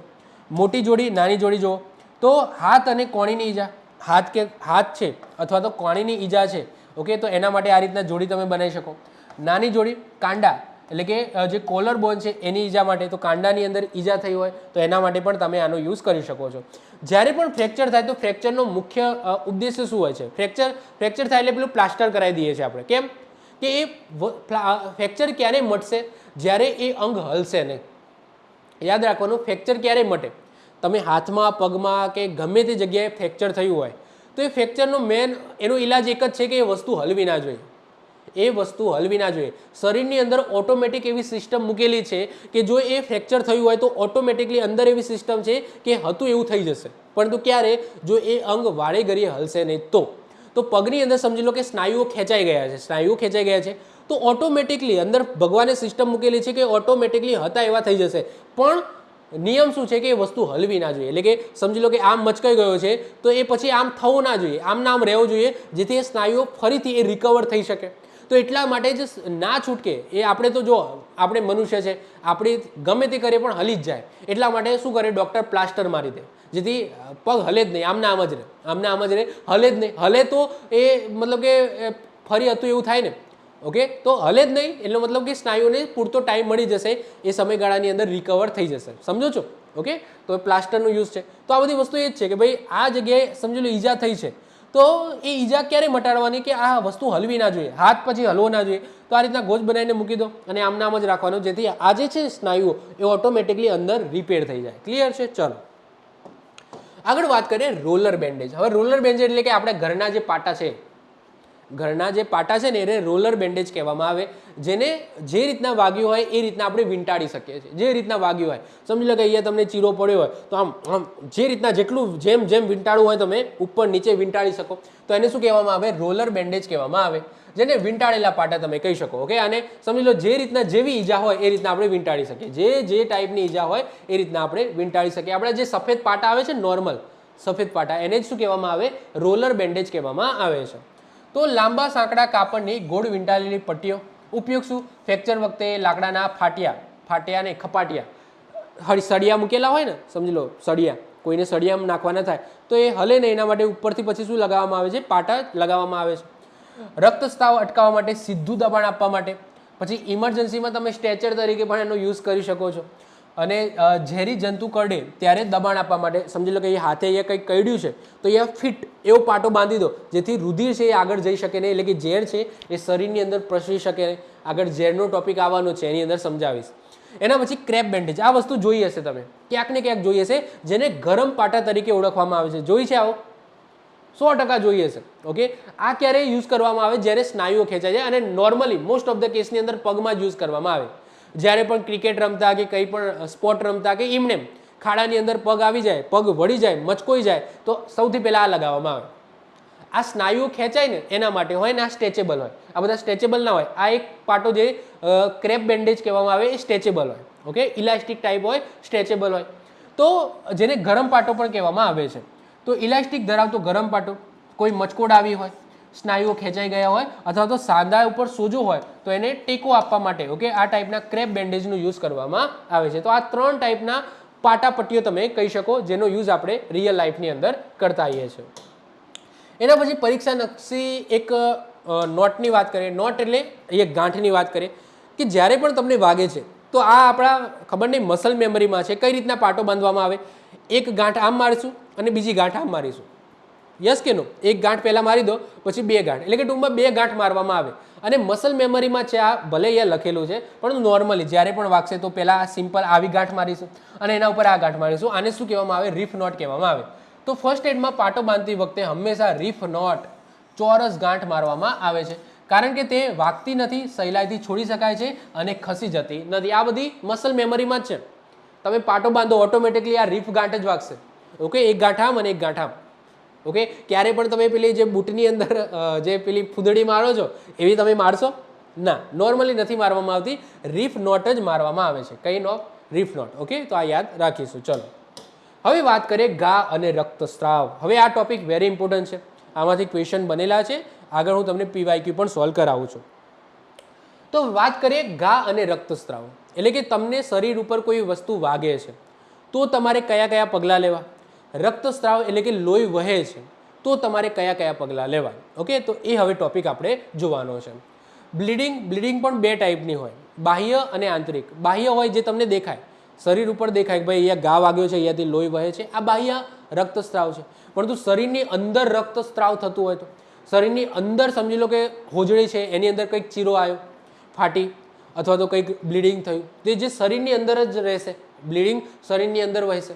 ફેફસાની અંદર કંઈ પ્રોબ્લેમ છે, હૃદયની અંદર XYZ શરીરના આંતરિક અંગોની અંદર રક્તસ્રાવ થતો હોય તો એ રક્ત ક્યાં જશે? શરીરની અંદર જ ફરે ભેગું થશે. તો એ બહુ ડેન્જર છે. બાહ્ય કરતાં આંતરિક બ્લીડિંગ એ બહુ ડેન્જર કહેવામાં આવે છે. તો એ વસ્તુ પણ આપણે આ ટોપિકની અંદર જોવાની છે. ચલો શરૂઆત કરીએ છીએ. સૌથી પહેલાં પ્રાથમિક સારવારનો મુખ્ય ઉદ્દેશ્ય શું છે? તો સાહેબ પહેલું જ કામ આપણે શું કરવાનું છે? તમે ભૂઈ પડ્યા હો દર્દી તરીકે, તમને કોઈ દર્દી કોઈ દેખાય છે અને તમને બીજું બધું મૂકો, શ્વાસ ને બધું 2 નંબરની વાત છે. જો બ્લીડિંગ થતું હશે તો તમે સૌથી પહેલું શું કરશો? એનું બ્લીડિંગ રોકવાનો ટ્રાય કરીશું. તો રક્તસ્રાવ એટલે લોહી વહેતું અટકાવવાનું, કારણ કે જો લોહી વહી જશે, શરીરની અંદર લોહી ખૂટી જશે તો એનું મૃત્યુ થઈ શકે છે. તો સૌથી પહેલાં કામ શું કરશો? એનું બ્લીડિંગ છે અટકાવવાનો ટ્રાય કરીશું. લોહીની અછતના કારણે દર્દીને આઘાતમાં જતો અટકાવો, બીજું તમે આ કરી શકો છો. અને ત્રીજું, ઘામાં ધૂળ, માટી કે જીવાણુથી અથવા તો ચેપ છે, ચેપથી તમારે અટકાવવાનો ટ્રાય કરવાનો છે, જે માટે બેન્ડેજ, પાટો એ બધું તમે લગાવી શકો છો.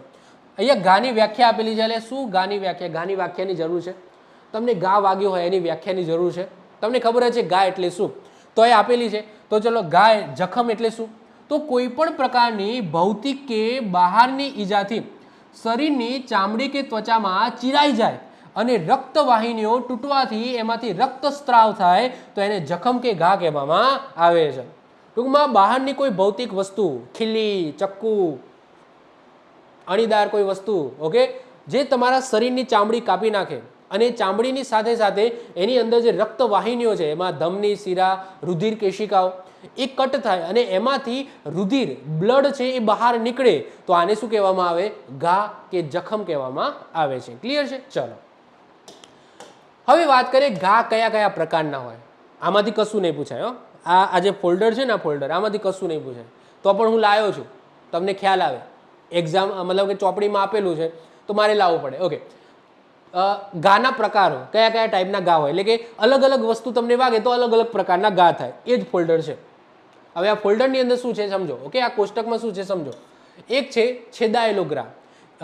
છેદાયેલો ઘાની અંદર શું હશે? છરી, બ્લેડ, કાચ જેવી તમને ધારદાર વસ્તુ વાગે તો એને શું કહેવામાં આવે? છેદાયેલો ઘા કહેવામાં આવે. ધાર સીધી અને સપાટ હોય છે, રક્તસ્રાવ પુષ્કળ થાય છે. ઓકે, બ્લડ વધારે નીકળે છે. ફાટેલો કે કચડાયેલો ઘા. ફાટેલો કે કચડાયેલો ઘા તો પથ્થર છે, મશીનરી કે અકસ્માતમાં અથડાવાથી તમને ફાટેલો કે કચડાયેલો ઘા થશે. ધાર અનિયમિત અને ચીરાયેલી હોય એટલે કે ચેપનું જોખમ વધારે હોય. આવા ઘાની અંદર શું હોય? ચેપનું જોખમ વધારે હોય. આજે છરી, બ્લેડ, કાચ, ચક્કુ, ઓકે, એનાથી જો તમને ઘા વાગે તો તમને રક્તસ્રાવ પુષ્કળ થાય, લોહી વધારે નીકળે. એના પછી ભોકાયેલો ઘા. ભોકાયેલો એટલે જો ખીલ્લી છે ડાયરેક્ટ ઘૂસી જાય. આ ઘા છે ને ઊંડો હોય, ભોકાયેલો હોય ને એ ઊંડો હોય. જેમ કે ચક્કુ છે, ચક્કુ તમે અંદર મારો, કોકને મારો તો ડીપ જશે. ઓકે, ઘા ડીપ હશે, ભલે ઉપરથી આટલો સાંકડો દેખાય પરંતુ ડીપ હશે. એ જ રીતના ખીલ્લી ઘૂસી જાય, પગની અંદર ખીલ્લી આખી ઘૂસી જાય તો ઘા ડીપ હશે, અંદર ઊંડો હશે, પરંતુ ઉપર તમે જો ખીલ્લીના આકારનો જ ઘા દેખાય. સમજો છો? તો ભોકાયેલા ઘાની અંદર શું ખાસિયત છે કે ખીલ્લી સોય, તીર, છરીના અણી.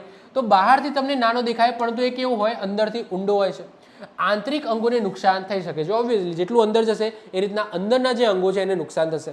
પછી છોલાયેલો ઘા. છોલાયેલો મતલબ શું કે રસ્તા ઉપર તમે ઘસડાઈ ગયા, સ્ક્રેપ થાય. ઓકે, તો તમને ઘસાશે, ઘસારો પડશે, ટૂંકમાં છોલાઈ ગયું. ઓકે, છોલાઈ જાય. ઓકે, તો છોલાઈ ગયા. માત્ર ઉપરની સ્તર છે એ જ ઉખડે છે અને જે કેશવાહિનીઓ છે એમાંથી લોહી જરે છે. ઉપરની કેશવાહિનીમાંથી જો લોહી જડે, જે શીરા અને ધમની છે તો બહુ ઊંડી હોય છે તો એમાંથી લોહી આવે નહીં જો છોલાય છે તો. એના પછી મૂઢમાર. મૂઢમાર મૂઢમાર આગળ આપણે સમજવાનો છે, આ ટોપિક આવશે મૂઢમાર. મૂઢમાર એટલે શું કે લોહી ગંઠાઈ જવું. જેમ કે સમજી લો કે બારણા વચ્ચે હાથ આવી ગયો.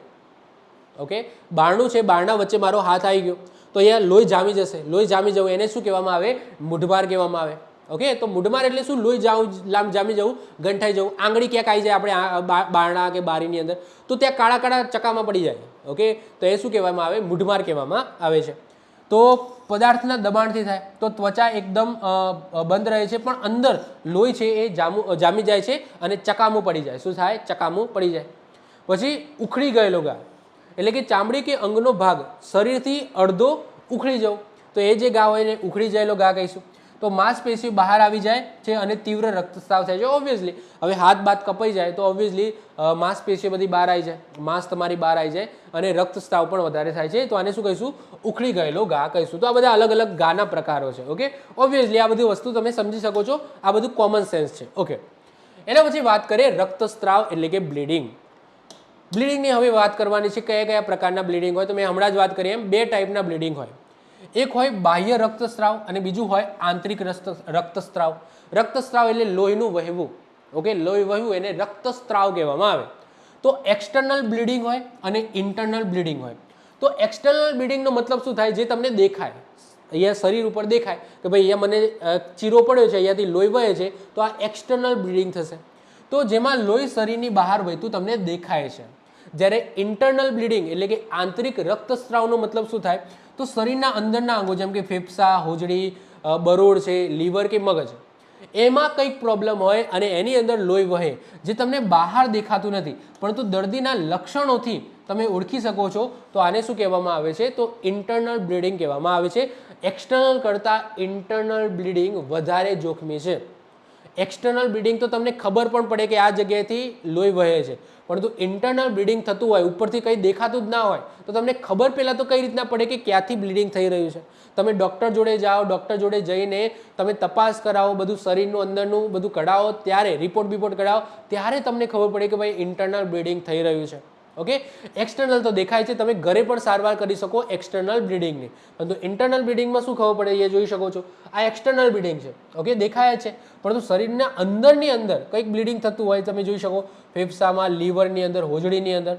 તો આ તમને ખબર પડવાની જ નથી. તમે રિપોર્ટ કઢાવો પછી તમને ખબર પડે કે ભાઈ કઈ પ્રોબ્લેમ થયો છે, ઇન્ટરનલ બ્લીડિંગ થાય છે. સમજો છો? ઓકે, ચાલો હવે વાત કરીએ કે રક્તવાહિનીઓ મુજબ રક્તસ્રાવની ઓળખ અને તુલના વેરી ઇમ્પોર્ટન્ટ છે. હવે કઈ કઈ જગ્યાએથી લોહી નીકળે? લોહી પહેલાં તો કેમ નીકળે છે? લોહી કેમ નીકળે કે ભાઈ મારે અહીંયા કાપો વાગ્યો તો ત્રણ વસ્તુ છે જ્યાંથી લોહી નીકળે. અંદર ત્રણ એવી વસ્તુઓ રહેલી છે જ્યાંથી લોહી નીકળે. એક તો ધમની, એક શીરા. એક ધમની રહેલી છે, બીજી શીરા રહેલી છે અને ત્રીજી રહેલી છે કેશવાહિનીઓ અથવા તો રુધિર વાહિનીઓ તમે કહી શકો છો. ધમનીનું કામ શું છે? તો ધમનીનું કામ છે કે લોહીને હૃદયથી અલગ અલગ અંગો તરફ લઈ જવું, એટલે કે શુદ્ધ રુધિરનું વહન કરે છે. ધમનીનું કામ શું છે? ધમની શું કરવા આપેલી છે બોડીની અંદર? ધમની શીરા કરતાં મોટી હોય, સૌથી મોટી ધમની હોય, એનાથી નાની શીરા હોય અને એનાથી નાની શું હોય? કેશવાહિની હોય. ધમની છે એનું કામ શું કે ભાઈ હૃદયનું કામ શું છે? પંપ કરવાનું છે. ઓકે, પંપ કરવાનું છે કે ભાઈ લોહી છે એને લોહી આખા શરીરમાં ફરતું રાખવાનું કામ, પમ્પિંગનું કામ હૃદયનું છે. તો હૃદયથી અલગ અલગ અંગો તરફ શુદ્ધ રુધિર. હવે જ્યારે હું શુદ્ધ રુધિર બોલું છું એનો મતલબ શું? ઓક્સિજન વાળું રુધિર. ઓક્સિજન વાળું રુધિર એટલે કે શુદ્ધ રુધિર જે ફેફસામાંથી આવેલું છે, ફેફસામાંથી આવેલું છે એવું કેમ બોલું છું? કારણ કે આપણે ઓક્સિજન લઈએ છીએ તો ઓક્સિજન ક્યાં જશે? ફેફસામાં જશે.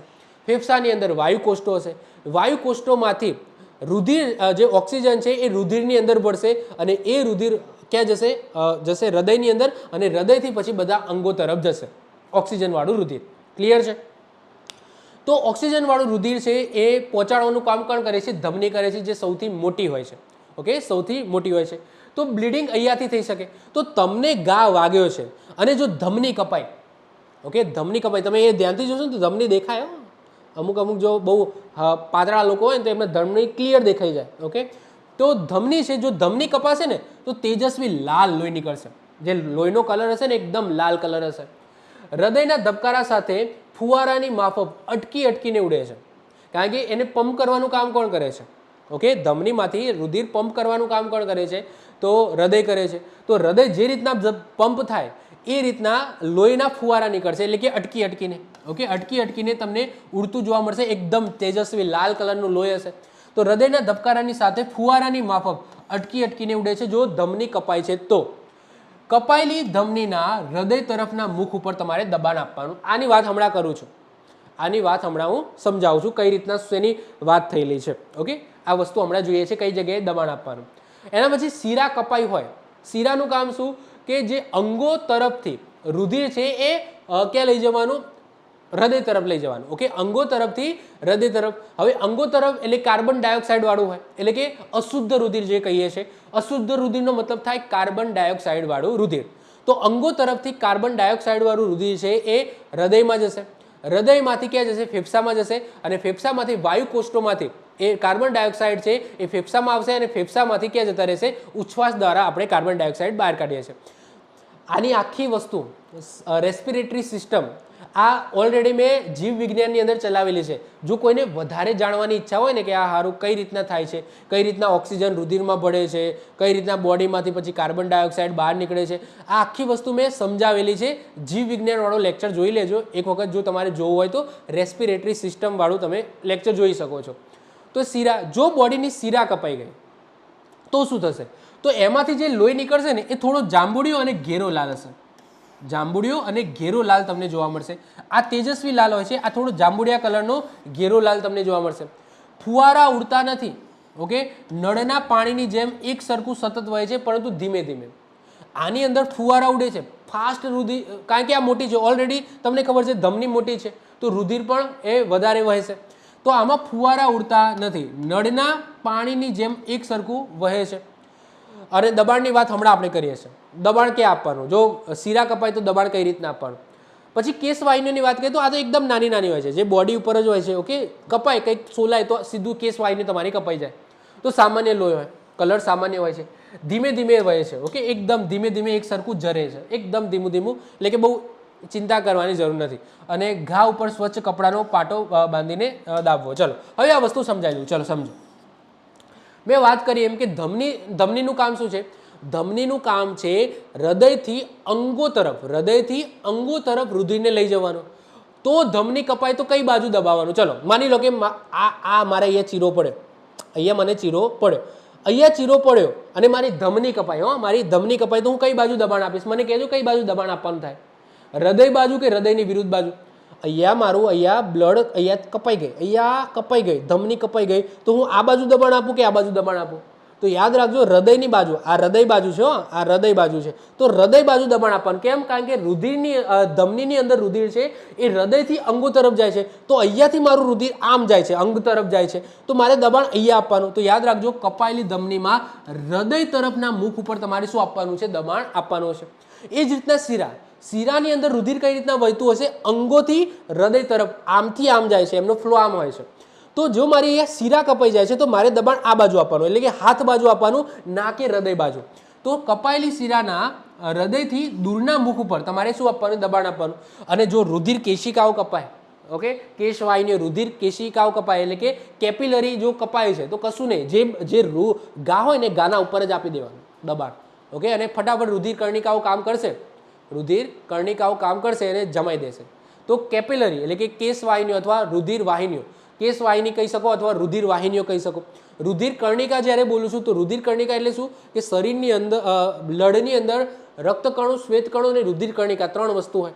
તો રુધિર કર્ણિકા શું કરે છે? ઘાને જામવામાં મદદ કરે છે કે ઘા જામી જાય, ફટાફટ જામી જાય, રુધિર વહેતું બંધ થઈ જાય. એના માટે રુધિર કર્ણિકાઓ બ્લડની અંદર તમને જોવા મળશે. આઈ હોપ સો તમે સમજી શકતા હશો કે હું શું કહેવા માગું છું. તો કેશ વાહિનીઓ કપાય છે એટલે કે નોર્મલ તમને દેખાય છે, નોર્મલ બ્લીડિંગ થાય છે, તો જે ઘા છે ને ઘાના ઉપર જ તમારે દબાણ આપી દેવાનું. જો કેશ વાહિનીઓ કપાય છે તો ધમની કપાય છે તો હૃદય બાજુના ભાગ ઉપર, શીરા કપાય છે તો અંગ બાજુના ભાગ ઉપર દબાણ આપવાનું. વેરી ઇમ્પોર્ટન્ટ છે આ. ભલે તમને એવું લાગતું હોય સામાન્ય વસ્તુ, બહુ વેરી ઇમ્પોર્ટન્ટ છે, યાદ રાખવાની છે. ઓકે, હવે વાત કરીએ બાહ્ય રક્તસ્રાવના લક્ષણો. બાહ્ય રક્તસ્રાવ થાય છે તો સાહેબ એ તો પહેલાં દેખાય છે કે બહાર બ્લીડિંગ થાય છે, હાથ કપાયો છે, લોહી વહે છે, તો તમે કયા કયા લક્ષણો તમે અનુભવી શકશો? જો બ્લીડિંગ થાય છે, બાહ્ય બ્લીડિંગ થાય છે તો કયા કયા લક્ષણો જોવા મળશે? એક તો દર્દીને ચક્કર આવવા, આંખે અંધારા આવવા અને પડી જવું. સાહેબ આ ક્યારે? જ્યારે રુધિર ખૂટવા માંડે ત્યારે, વધારે પડતું બ્લીડિંગ થઈ ગયું હોય ત્યારે. આ જે લક્ષણો હું ચલાવું છું ને એ વધારે પડતું બ્લીડિંગ થઈ ગયું હોય, લોહી નીકળી ગયું હોય શરીરની બહાર, તો તમને આ લક્ષણો તમને અનુભવતા જોવા મળે છે. ઓકે, પછી નોર્મલ કાપો વાગ્યો હોય, થોડું ઘણું લોહી નીકળ્યું હોય તો આ બધા લક્ષણો જોવા ના મળે. ઓકે, તો આ જો શું છે, વધુ પડતું લોહી વહી જાય તો એના પછી આ બધા તમને લક્ષણો જોવા મળે. શરીરમાં લોહી ખૂટી જવાના લક્ષણો છે: ચક્કર આવવા, આંખે અંધારા આવવા, પડી જવું, શરીરની ચામડી ફીકી એટલે કે પીળી પડી જવી, ઠંડી અને ચીકણી બની જાય, નાડીના ધબકારા એ ખૂબ ઝડપી થઈ જાય, રેપિડ બની જાય, પરંતુ કેવા હોય છે તો વીક હોય છે, નબળા અને સહેલાઈથી અનુભવી શકાય એવા હોતા નથી. ઝડપી ખરા પરંતુ કેવા હોય છે? નબળા હોય છે અને સહેલાઈથી અનુભવાય એવા હોતા નથી. પછી શ્વાસ છે એ ઝડપી અને ટૂંકો ચાલે. શ્વાસ ઝડપી અને ટૂંકો ચાલે છે, જેને આપણે એર હંગર અથવા હામ ચડવી આપણે કહીએ છીએ. પછી દર્દીને અતિશય પરસેવો વળે, પરસેવો વળવા માટે, અને અસહ્ય તરસ લાગે, કારણ કે ઓબ્વિયસલી બ્લડ ઘટી જાય. ઓકે, તો ટૂંકમાં શરીરમાંથી પ્રવાહી ઘટ્યું છે, પ્રવાહી ઘટ્યું છે તો તમને તરસ લાગશે. એ આ ઓટોમેટિક આ એક કહેવાય છે કે બોડીની જ એક પ્રક્રિયા છે કે તમને તરસ લાગશે, પરસેવો વળશે. દર્દી બેચેન બને છે અને છેવટે બેભાન થઈ જાય. વધારે પડતું બ્લડ છે એ વહી જાય તો દર્દી છે એ બેભાન થઈ જાય છે. તો આ બાહ્ય બ્લીડિંગના ઓકે લક્ષણો છે. ક્યારે? વધારે પડતું લોહી વહી જાય એના પછીના લક્ષણો છે. હવે આગળ વાત કરીએ બાહ્ય રક્તસ્રાવને રોકવાની પદ્ધતિ. આ તમારા માટે જરૂરી છે. તમે કંડક્ટર છો, બસની અંદર કોઈને રક્તસ્રાવ થઈ રહ્યો છે, એક્સટર્નલ બ્લીડિંગ, બાહ્ય રક્તસ્રાવ થઈ રહ્યો છે, તો તમે કયા કયા પગલાં લેશો, કયા સ્ટેપ તમારે ફોલો કરવાના છે? સ્ટેપ નંબર 1, સીધું દબાણ તમારે આપવાનું છે, ડાયરેક્ટ પ્રેશર આપવાનું છે. સૌથી પ્રાથમિક અને શ્રેષ્ઠ ઉપાય શું કરવાનું છે? જે જગ્યા ઉપર બ્લીડિંગ થયું છે એ બ્લીડિંગને રોકવાનો ટ્રાય કરવાનો છે, સીધું દબાણ આપવાનું છે. એના પછી પેલું જે ધમની કે શીરા કપાઈ હોય એમાંથી તમારે જોવાનું કઈ બાજુ શીરા કપાઈ છે કે ધમની, એના લોહીના કલર ઉપરથી એના પછી દબાણ આપવાનું. એ 2 નંબરની વાત છે. સૌથી પહેલાં એટલીસ્ટ તમે શું કરશો? સીધું એક વખત દબાણ આપી દેશો અને લોહીને બંધ કરવાનો ટ્રાય કરશો. એના પછી તમારે જોવાનું કે બ્લડનો કલર છે, જો ખબર પડતી હોય તો બરાબર કે ભાઈ કઈ બાજુ પ્રેશર આપવાનું છે, પાટો બાંધી દઈશું કે જે પણ કરવાનું હોય. એ 2 નંબરની વાત છે. ક્લિયર છે? ચલો, ઘા ઉપર જંતુ રહિત ગોજ કે સ્વચ્છ કપડું મૂકીને હથેળી કે આંગળીઓ વડે સતત 3 થી 5 મિનિટ સુધી મજબૂત દબાણ આપવાનું. આ બધું નોર્મલ બ્લીડિંગની અંદર કામ કરે. સાહેબ એનાથી શું થશે? આ દબાણ આપવાથી 3 થી 5 મિનિટ દબાણ આપવાથી શું થઈ જશે? તો બ્લડની અંદર જે રુધિર કર્ણિકાઓ છે એ સારી રીતના કામ કરી શકે. ઓકે, એનું કામ શું છે? ભાઈ શરીરમાં જે અંગ કપાઈ ગયું છે ત્યાં હું ફટાફટ જઈને થીગડું મારી દઉં જેથી બ્લડ વધારે નીકળે નહીં. તો 3 થી 5 મિનિટ તમે એક જગ્યાએ દબાણ આપી દો તો રુધિર કર્ણિકાને એટલો ટાઈમ મળશે કે એ ઘા છે ઘાને રૂજાવવામાં ફટાફટ કામ કરી શકશે. જો બ્લીડિંગ થતું હશે તો એ વખતે રુધિર કર્ણિકા એટલું બધું જલ્દી કામ નહીં કરી શકે. એકદમ વહેતું હોય તો એ ચામડી ફાટેલી રહેશે. સમજો છો? ફાટેલી રહેશે. પરંતુ આમ જશો તો એ બ્લીડિંગ બંધ થઈ ગયું, તો એ ટાઈમ મળી ગયો રુધિર કર્ણિકાને કે ભાઈ ફટાફટ કામ કરીને સાંધી દે. નિયમ શું? જો પહેલું કપડું લોહીથી ભીંજાઈ જાય તો યાદ રાખજો એને હટાવવાનું નથી. કપડું મૂક્યું, લોહી વધારે આવે છે અને લોહીથી ભીંજાઈ ગયું, આખું લોહી થઈ ગયું, તો એના ઉપર બીજું કપડું મૂકવાનું. એ કપડું હટાવવાનું નહીં. એના ઉપર તમારે શું કરવાનું છે? બીજું કપડું અહીંયા એના ઉપર મૂકવાનું છે. નવું કપડું એના ઉપર મૂકીને દબાણ ચાલુ રાખવાનું. કેમ? કારણ કે જો પહેલું કપડું હટાવશો ને તો જે જામતો લોહી છે એનો ગંઠો છે એ તૂટી જશે. જે બિચારા રુધિર કર્ણિકાએ જે કામ કરેલું છે એ કામ છે જે થોડું પણ એને હાંધ્યું છે એ ફરીથી તૂટી જશે જો બ્લીડિંગ વધારે થશે તો. એટલા માટે શું કરવાનું? એના ઉપર જ નવું કપડું મૂકીને તમારે દબાઈ દેવાનું. અંગને ઊંચું કરવું, વેરી ઇમ્પોર્ટન્ટ. ઓકે, અંગને તમારે ઊંચું કરવાનું છે. ઓબ્વિયસલી ગુરુત્વાકર્ષણ છે એ આપણા બોડી ઉપર લાગે છે. એટલા માટે જ આપણે જમીન ઉપર ચોંટેલા છે, ગુરુત્વાકર્ષણ લાગે છે. તો રુધિર છે, રુધિર પણ ગુરુત્વાકર્ષણનો નિયમ એને પણ લાગુ પડે છે. ઓકે, ગુરુત્વાકર્ષણના કારણે જ મતલબ કે જોર પડે છે અને આપણે આ ટૂંકમાં પંપની જરૂર છે, હૃદયની જરૂર છે. ગુરુત્વાકર્ષણના કારણે જ હૃદય છે એ પંપ કરે છે અને બ્લડને આખા બોડીની અંદર ફેરવે છે. તો ગુરુત્વાકર્ષણ છે, ગુરુત્વાકર્ષણનો મતલબ શું કે તમને સમજી લો હાથે કટ વાગ્યો છે, હાથે કટ વાગ્યો છે, તો ઓબ્વિયસલી તમારે હાથ ઊંચો કરી દેવાનો છે. હૃદય છે, હૃદયથી ઊંચો કરી દેવાનો છે, તો એટલું બ્લીડિંગ ઓછું થશે, કારણ કે હૃદયને વધારે પ્રોબ્લેમ થશે. જેટલું પાણીનો સિમ્પલ વસ્તુ છે કે પાણી છે એ આપણે ઉપરની ટાંકી જેટલી ઉપર હશે, 2 માળે હશે, 3 માળે હશે, 2 માળે હશે તો ઓછું જોર કરવું પડશે મોટરને, 3 માળે હશે તો વધારે જોર કરવું પડશે, 4 માળે હશે તો એનાથી વધારે જોર કરવું પડશે. તો મોટર ઉપર શું થશે, જોર પડશે. ઓકે, જેટલું એ બ્લીડિંગ ઊંચું થશે એટલે કે ત્યાંથી અહીંયાથી બ્લડ કાઢવાનું છે તો અહીંયાથી પંપ કરીને તો અહીંયાથી જ મોકલવાનું, હૃદયથી જ પંપ કરીને મોકલવાનું. તો તમે જેટલું અંગ ઉપર રાખશો એટલું જોર વધારે પડશે એટલે એટલું બ્લીડિંગ અહીંયા ઓછું થશે. તો એ જ વસ્તુ છે કે અંગને તમારે ઊંચું કરી દેવાનું છે. તો ગુરુત્વાકર્ષણનો નિયમ મુજબ લોહીનું દબાણ ઘટાડવા માટે જો હાથની ઈજા થઈ હોય તો હાથને દર્દીના હૃદયના સ્તરથી ઊંચું કરી દેવાનું. એ જ રીતના પગમાં ઈજા થઈ હોય તો દર્દીને સુડાવીને પગ છે એ નીચે ઓસેકો કે ટેકો મૂકીને ઊંચું કરી દેવાનું. પણ યાદ રાખજો, ફ્રેક્ચર હાડકું તૂટેલું હોય તો એને ઊંચું કરવાનું નહીં, કારણ કે મેં પહેલાં જ કીધું હતું કે જો ફ્રેક્ચર થયેલું હોય, હાડકું તૂટ્યું હોય તો એનો ઈલાજ એક જ છે, એ વસ્તુ એ જગ્યા હલવી ના જોઈએ. હાડકું તૂટ્યું છે તો એ ઓટોમેટિકલી શરીર એને સાંધી દેશે, પરંતુ નિયમ શું છે, એ વસ્તુ હલવી ના જોઈએ. એટલા માટે જ તમને પેલું પ્લાસ્ટર કરી દેશે કે મનુષ્ય ખબર છે કે હલ્યા વગર રહે નહીં, પરંતુ પ્લાસ્ટર કરેલું હોય તો એ અંગ છે એ હલશે નહીં.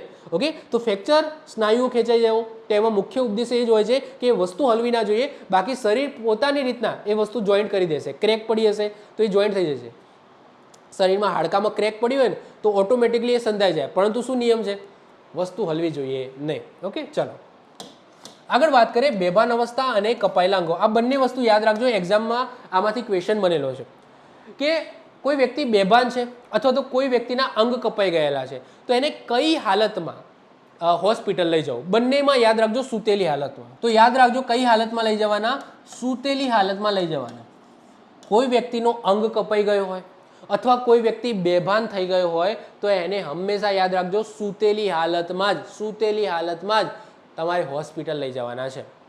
વ્યક્તિ બેભાન છે તો તમારે શું કરવાનું, રિકવરી પોઝિશનમાં મૂકીને સૂતેલી હાલતમાં જ લઈ જવાના છે. કોઈ વ્યક્તિનો અંગ કપાઈ ગયો છે તો પણ યાદ રાખવાનો સૂતેલી હાલતમાં જ તમારે લઈ જવાના છે. ક્લિયર? તો આ ક્વેશ્ચન એક્ઝામની અંદર બનેલો છે, હું વાંચી જાઉં છું, પછી ક્વેશ્ચન પણ તમને બતાવું છું. બેભાન અવસ્થાની વાત કરીએ તો જ્યારે દર્દી બેભાન હોય તો ક્યારે પણ બેસાડીને કે ઉચકીને લઈ જવાય નહીં, એને સીધા ચત્તા અથવા તો રિકવરી પોઝિશનની અંદર. હવે રિકવરી પોઝિશન શું છે એના માટે તમારે લેક્ચર નંબર 2 જોવું પડશે.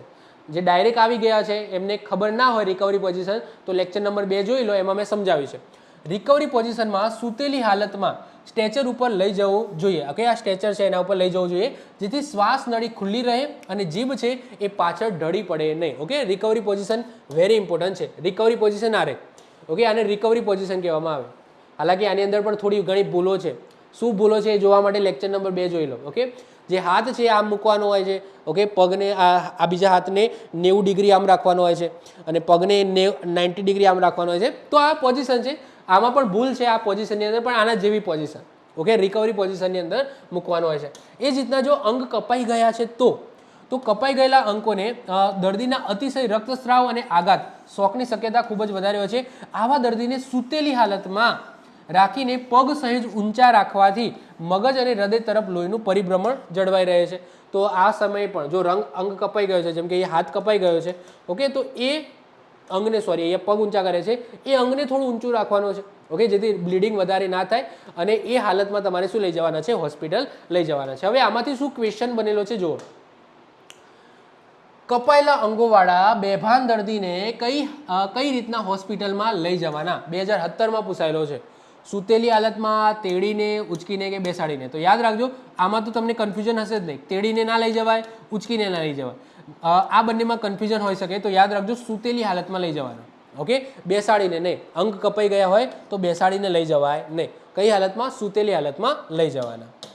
આગળ વાત કરીએ અપ્રત્યક્ષ અથવા તો આડકતરા દબાણના બિંદુઓ. વેરી ઇમ્પોર્ટન્ટ, આમાંથી ક્વેશ્ચન બનેલો છે.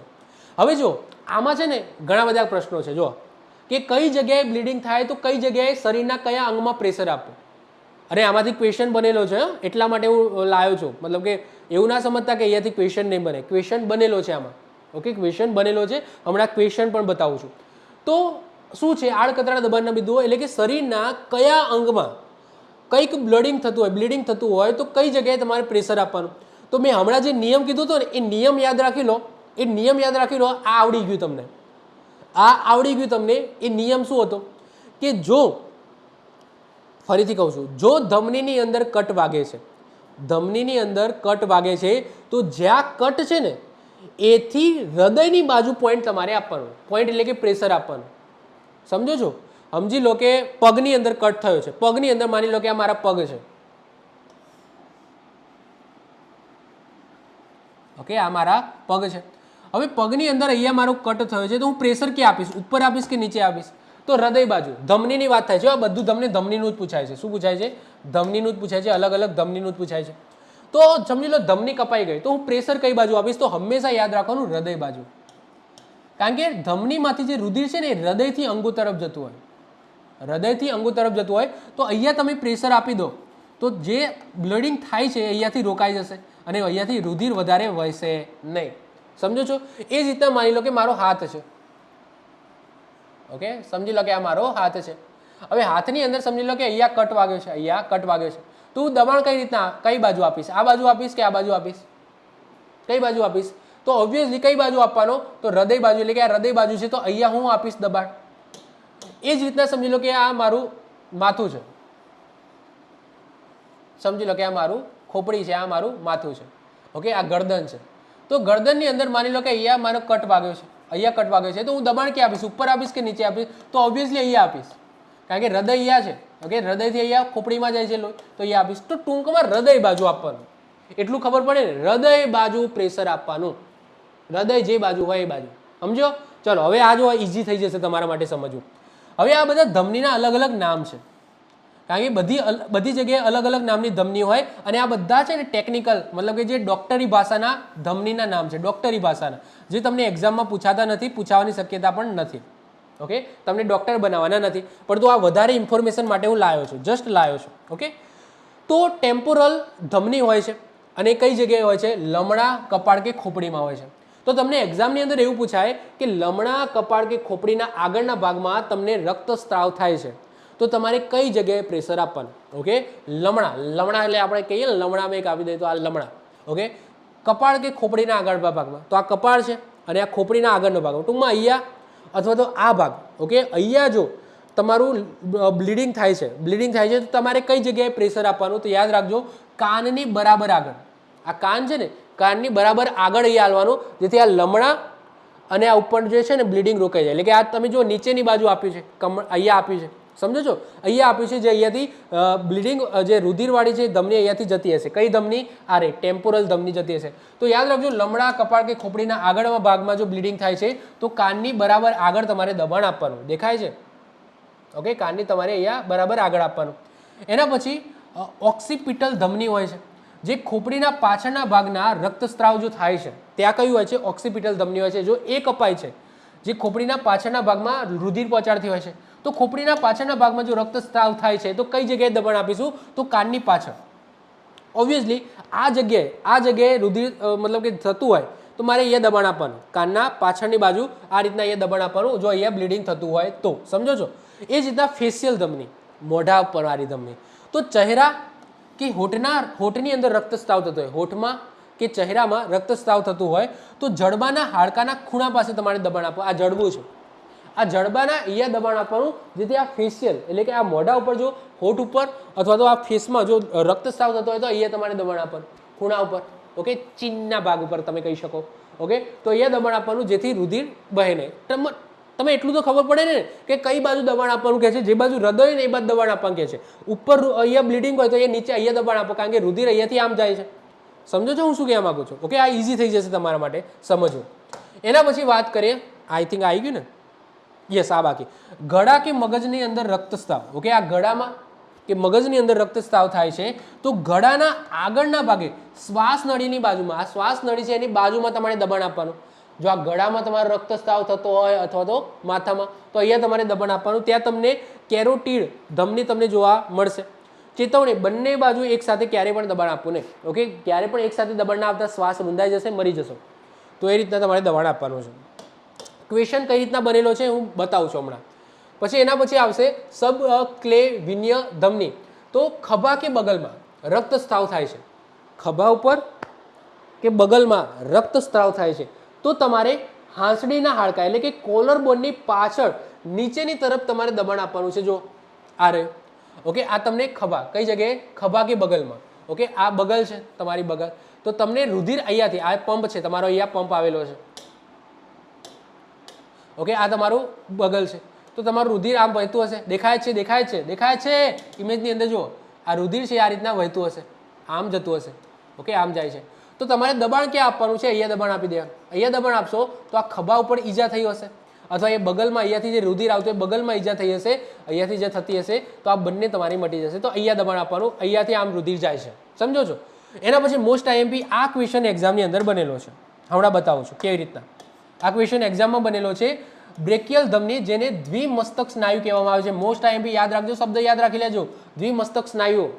તો હાથ કે કોણીથી નીચેના રક્તસ્રાવ થાય છે, હાથમાં અથવા તો કોણીની નીચે આટલા આ ભાગમાં જો રક્તસ્રાવ થાય છે, તો ઓબ્વિયસલી દબાણ અહીંયા ક્યાંક આપવાનું થશે.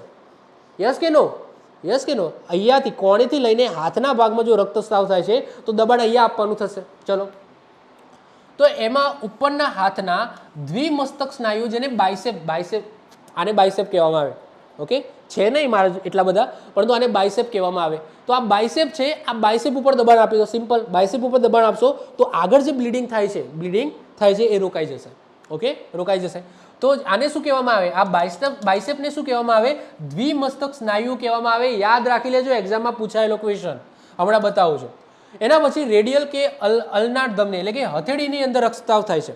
આ હથેળી છે, આ હથેળીની અંદર રક્તસ્રાવ થાય છે, તો કાંડાની બંને બાજુએ તમારે દબાણ આપવાનું. યાદ રાખજો, હથેળીમાં તમે રક્તસ્રાવ થાય છે અહીંયા, તો અહીંયા કાંડામાં તમે દબાણ આપી દો, રુધિર પહોંચશે નહીં. કાંડામાં દબાણ આપી દો તો અહીંયા હથેળીમાં થાય છે, તો પહોંચશે નહીં.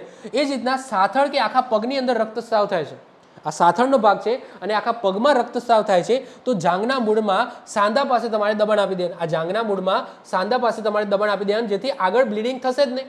ઓકે, કારણ કે અહીંયા જે ધમની છે એ હૃદયથી આ રીતના જતી હોય. ઓકે, તો અહીંયા તમે દબાણ તમારે આપી દેવાનું છે. તો બંને હાથના અંગૂઠા કે મુઠ્ઠી વડે મજબૂત તમારે દબાણ આપી દેવાનું છે. હવે આમાંથી ક્વેશ્ચન શું પૂછાયો તો સમજો. ક્વેશ્ચન આવું પૂછાયો હતો, હાથની ધમનીમાંથી રુધિર રક્તસ્રાવ થાય. હાથની ધમની, હાથની એટલે કે આરે, હાથ એટલે આર્યો, હાથની ધમનીમાંથી રુધિર રક્તસ્રાવ થાય ત્યારે એને અટકાવવા માટે કઈ જગ્યાએ દબાણ આપવું જોઈએ? ઘાની ઉપરની બાજુએ, દ્વિમસ્તક સ્નાયુઓ પાસે, ત્રિમસ્તક સ્નાયુઓ પાસે, કે ગળાના હાડકા આગળ? સાહેબ પહેલા તો આવો કોઈ શબ્દ છે નહીં, એક દ્વિમસ્તક સ્નાયુઓ તમને જોવા મળશે. તો right answer is option B is the right answer. Option B is the right answer. હવે સિમ્પલ વસ્તુ કે હાથની ધમનીની અંદર રુધિરસ્રાવ થયો, તો અહીંયા લખેલું છે કે ઉપરની બાજુ, એટલે શું સમજવું પહેલાં? ઉપર એટલે આ અહીંયા થયો તો ઉપરની બાજુ તો આ કહેવાય, અથવા આ કહેવાય, કઈ કહેવાય? તો પ્રોપર આન્સર શું આપેલો છે? દ્વિમસ્તક સ્નાયુઓ પાસે. યાદ રાખજો, હાથની ધમનીની અંદર કટ થયો હોય તો. ઓકે, ગળાના હાડકા પાસે, ઓબ્વિયસલી ગળાના હાડકાને શું લેવા દેવા હાથમાં કટ વાગ્યો હોય તો? સમજો છો? તો આ ક્વેશ્ચન અહીંયાથી બનેલો છે, અહીંયાથી બનેલો છે, દ્વિમસ્તક સ્નાયુઓમાંથી બનેલો છે કે હાથ કે કોણીના નીચે જો રક્તસ્રાવ થાય છે, હાથમાં કે કોણીમાં રક્તસ્રાવ થાય છે, તો દ્વિમસ્તક સ્નાયુઓ પાસે તમારે દબાણ આપવાનું છે. ઓકે, આને શું કહેવામાં આવે છે સાયન્ટિફિક ભાષામાં, એટલે કે ડૉક્ટરની ભાષામાં બ્રેકિયલ ધમની કહેવામાં આવે. ઓકે, બ્રેકિયલ ધમની કહેવામાં આવે. આ અલગ અલગ ધમનીના નામ છે જે અલગ અલગ અંગોની અંદર તમને જોવા મળશે. સમજો છો? પૂછાવું તો ના જોઈએ, હું તો કહું છું પૂછાવું જોઈએ નહીં. આ નામ પૂછાવું જોઈએ નહીં, હજુ સુધી પૂછાયું નથી, અને ડૉક્ટરની ભાષામાં નામ પૂછાવું પણ જોઈએ નહીં. ઓકે, ચલો, કેટલું યાદ રાખો યાર, તમારે કોન્ડક્ટર બનવાનું છે, ડૉક્ટર તો બનવાનું નથી. એના પછી અપવાદજનક સ્થિતિની વાત કરીએ કે જો ઘામાં કાચ, લોખંડનો ટુકડો ખીલી ભરાઈ ગઈ હોય તો, અથવા તો તૂટેલું હાડકું બહાર નીકળ્યું હોય તો તમારે શું કરવાનું? યાદ રાખજો, ભરાયેલી વસ્તુને ક્યારે પણ બહાર ખેંચવી નહીં. હમણાં જ મેં વાત કરી, ક્યારે પણ એ વસ્તુને ખેંચવાની નથી, તેના પર સીધું દબાણ પણ કરવાનું નથી.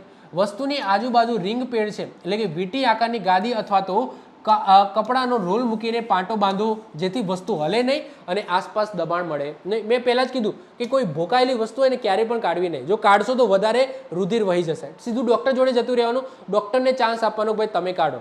તો રુધિર વહે તો તરત એ બંધ પણ કરી શકે, સમજો છો? ઓકે, તો ક્યારેય પણ ભોકાયેલી વસ્તુ કાઢવાની નથી. તમે ટેમ્પરરી શું કરી શકો છો? ટેમ્પરરી એ જે વાગ્યું છે એની આજુબાજુ એને ફરીથી દબાણ ના આવે અથવા તો એ હલે નહીં એના માટે તમે ત્યાં પાટો બાંધી શકો છો જેથી એ વસ્તુ હલે નહીં. ઓકે, તો એવા કામ તમે કરી શકો છો જે અપવાદજનક સ્થિતિ તમે કહી શકો છો. એના પછી દબાણ કરનારો પાટો, ટુર્નિકેટ, વેરી ઇમ્પોર્ટન્ટ છે. આ એક્ઝામની અંદર પૂછાઈ શકે છે. ટુર્નિકેટનો મતલબ શું થાય પહેલાં તો? ઓકે, ટુર્નિકેટનો મતલબ થાય કે એ પાટો એ રીતના બાંધી દેવો કે આગળ રુધિર જાય જ નહીં, રુધિરનું ટીમ્પું એ ના જાય સાહેબ. ઓકે, એ રીતના નાખવાનું. ટુર્નિકેટ છે નોર્મલી યાદ રાખવાનું કે જ્યારે સાપ કે એવું કંઈક ડંખ વાગ્યો હોય ને ત્યારે યુઝ કરો. ઓકે, અથવા તો વધારે પડતું યાદ રાખજો રુધિર બંધ થતું જ ના હોય. ઓકે, અહીંયા અંગ કપાઈ ગયો અથવા તો કંઈક બ્લીડિંગ થયું, તમને ડાયાબિટીસ છે, માની લો કે તમે ડાયાબિટીસ છે અને જલ્દીથી જામતું નથી, પાટો બાંધ્યો તો પણ રુધિર બંધ થતું જ નથી, વહ્યા જ કરે છે, તો છેલ્લો ઓપ્શન તરીકે તમારે ટુર્નિકેટ યુઝ કરવાનો છે. ટુર્નિકેટની પદ્ધતિ યુઝ કરવાની છે. ટુર્નિકેટની અંદર શું કરવામાં આવે છે? જે જગ્યાએ ઘા વાગ્યો હોય એના પહેલા એક પાટો મજબૂત રીતના બાંધી દેવામાં આવે છે જેથી આગળ રુધિર જઈ જ ના શકે. એકદમ ટાઈટ કરવામાં આવે છે. જેમ કે તમે એ જોઈ શકો છો, આ ટુર્નિકેટ પાટો છે અને તમે લગાવી દો, એના પછી આ ફેરવો, જેટલું ફેરવશો ને એટલું ટાઈટ થશે અને રુધિર આગળ જશે જ નહીં. તો ઓબ્વિયસલી કારણ કે એ રુધિર દબાઈ જશે, રુધિરની ધમની કે શિરા જે હશે એ દબાઈ જશે. જે જગ્યાએ તમે મારશો તો રુધિરની જે ધમની કપાઈ જશે તો ધમની એ દબાઈ જશે, તો રુધિર આગળ જશે જ નહીં, તો વહેશે જ નહીં. સમજો છો? તો આ ક્યારે યુઝ કરવો યાદ રાખજો. વર્સ્ટ ખરાબમાં ખરાબ પરિસ્થિતિમાં રુધિર બંધ થતું જ નથી એવી પરિસ્થિતિની અંદર તમારે ટુર્નિકેટ યુઝ કરવાનો છે. ઓકે, બાકી યુઝ કરવાનો નથી. જો નોર્મલી તમે પાટાપટ્ટી કરવાથી રુધિર બંધ થઈ જતું હોય તો આની જરૂર નથી. અંગ કપાઈ ગયો હોય એવી પરિસ્થિતિ હોય તો છેલ્લા ઓપ્શન તરીકે તમારે ટુર્નિકેટ યુઝ કરી શકો છો. ઓકે, તો જ્યારે હાથ કે પગનો કોઈ અંગ કપાઈ ગયો હોય અથવા તો અન્ય કોઈ પદ્ધતિથી જીવલેણ રક્તસ્રાવ બંધ ન થતો હોય ત્યારે જ છેલ્લા ઉપાય તરીકે તમારે ટુર્નિકેટ યુઝ કરવાનો છે. બાંધવાનું સ્થાનની વાત કરીએ તો ઘાથી 2 થી 3 ઇંચ ઉપર, અહીંયા ઘા વાગ્યો હોય એના 2 થી 3 ઇંચ ઉપર, એટલે તમે કહી શકો એક આંગળી જેટલી જગ્યા છોડીને હૃદય તરફના ભાગ ઉપર, કારણ કે ધમની કપાઈ હશે તો જ તમને વધારે રુધિર વહેતું હશે, તો હૃદય તરફના ભાગ ઉપર સાંધા સિવાયના સ્થાને તમારે બાંધવું. સાંધો હોય ઓબ્વિયસલી, હવે તમે કોણી છે, કોણી ઉપર તમે બાંધવાના નથી. ઓકે, કોણી છોડી દેવાની તમારે. દર 10 મિનિટે એક વખત તમારે પાટો સહેજ ઢીલો કરવાનો. યાદ રાખજો, બાંધી તો દીધો તમે એકદમ ફિટ, કટોકટ ફિટ બાંધી દીધો, પણ તો યાદ રાખજો દર 10 મિનિટે પાટો સહેજ ઢીલો કરવાનો જેથી આગળના જીવત અંગોને ઓક્સિજન મળે અને ગેંગ્રીન નામનો રોગ ના થાય. ગેંગ્રીનની અંદર શું થાય? પેશીઓ છે ને બધી સડી જાય, કારણ કે ઓક્સિજન મળતો બંધ થઈ જાય તો બધા પેશીઓ જે અંગોના જે કોષો છે મરી જાય, સડી જાય, જેને ગેંગ્રીન કહેવામાં આવે છે. તો ગેંગ્રીન થાય ને અને લકવો ના વાગી જાય એટલા માટે તમારે શું કરવાનું છે? તો ઓક્સિજન મળે એટલા માટે દર 10 મિનિટે એક વખત પાટો છે તમારે 1 મિનિટ માટે ઢીલો કરી દેવાનો. પાટો બાંધવા માટે પાતળી દોરી કે વાયર વાપરવાનું નહીં. ઓબ્વિયસલી પાતળી દોરી કે વાયર વાપરશો તો તમારો અંગ કપાઈ જશે, અંદર ઉતરી જશે. ઓકે, તો આવો જાડો પટ્ટો યુઝ કરવાનો, એટલીસ્ટ આટલો જાડો પટ્ટો તમારે યુઝ કરવાનો છે. તો એનાથી ચામડી કપાઈ જાય છે તો પહોળો પટ્ટો કે કપડું તમારે યુઝ કરવાનું છે. રક્તસ્રાવ બંધ ના થાય ત્યાં સુધી કોઈ પણ ટાઈપનું પીણું, ચા, કોફી કે દારૂ, કંઈ પણ ઉત્તેજક પદાર્થ છે, પીણા છે, તમારે લેવાના નથી. ઓકે, ચા, કોફી, દારૂ લેવાનું નથી. જ્યાં સુધી રક્તસ્રાવ બંધ ના થાય ત્યાં સુધી પાણી છે ધીમે ધીમે પી શકો છો, બાકી તમારે લેવાનું નથી. ઓકે, તો આ વસ્તુ તમારે વેરી ઇમ્પોર્ટન્ટ છે, યાદ રાખવાની છે. તો આને શું કહેવામાં આવે? ટુર્નિકેટ કહેવામાં આવે છે. તો આ એક દબાણ કરનારો પાટો છે. જ્યારે આવશે ને, જ્યારે સાપ કરડે ત્યારે તમે આ યુઝ કરી શકો છો, સાપ કરડે વખતે, જેથી સાપનું ઝેર છે આખા શરીરની અંદર ફેલાય નહીં. તો આ વસ્તુ તમે યુઝ કરી શકો છો. ચલો, ઓકે, તો આવી જાઓ પાછા. હવે આવે ઇન્ટરનલ બ્લીડિંગ. આ આપણે શેની વાત કરી? એક્સટર્નલ બ્લીડિંગની વાત કરી. હવે આપણે ઇન્ટરનલ બ્લીડિંગની વાત કરીશું, એટલે કે આંતરિક રક્તસ્રાવની વાત કરીશું. ચલો એ જોઈએ. તો આંતરિક રક્તસ્રાવ એટલે બાહ્ય રક્તસ્રાવ કરતાં વધારે ગંભીર હોય. પહેલાં તો જોખમી હોય, કારણ કે તેમાં લોહીનું પ્રમાણ અને સ્ત્રોત જાણવો મુશ્કેલ હોય. પહેલાં તો લોહીનું પ્રમાણ કેટલું હોય, કેટલું વહી ગયું ખબર ના પડે, કારણ કે અંદરના અંદર બ્લીડિંગ થાય છે, અને કઈ જગ્યાએથી બ્લીડિંગ થાય છે એ પણ ખબર ના પડે જ્યાં સુધી તમે રિપોર્ટ ના કઢાવો. તો ઇન્ટરનલ બ્લીડિંગ બહુ જોખમી તમે કહી શકો છો. લક્ષણો શું જોવા મળશે, ક્યારે ખબર પડશે? કારણ કે લક્ષણો ઉપરથી જ ખબર પાડવી પડશે કે ભાઈ આ વ્યક્તિને ઇન્ટરનલ બ્લીડિંગ થાય છે. તો ઇન્ટરનલ બ્લીડિંગ થતા વ્યક્તિના ઉપર કયા કયા લક્ષણો જોવા મળશે? જેમ કે ચહેરો અને હોઠ ફિક્કો પડી જશે, શરીર એકદમ ઠંડુ અને ભીનું થઈ જશે, ઝડપી અને ટૂંકા શ્વાસ થઈ જશે, બગાસા આવવા માંડશે, અતિશય તરસ લાગશે, મોં સુકાઈ જશે. કારણ કે ભલે શરીરની અંદરના અંદર બ્લીડિંગ થાય છે, પરંતુ એની જે રક્તવાહિનીઓ છે એમાંથી તો બ્લીડિંગ મતલબ કે લોહી ઘટે છે ને, તો અતિશય તરસ લાગશે, મોં સુકાઈ જવું, ચક્કર આવશે, નાડી નબળી પડી જશે અને દર્દી છે એ બેભાન થઈ જશે. ઓકે, તો આ બધા લક્ષણો જો જોવા મળે તો તરત જ તમારે ડૉક્ટર, ટૂંકમાં અહીંયા તમે તો કશું કરવાના નથી. ઇન્ટરનલ બ્લીડિંગની અંદર તમે શું કરી લેવાના?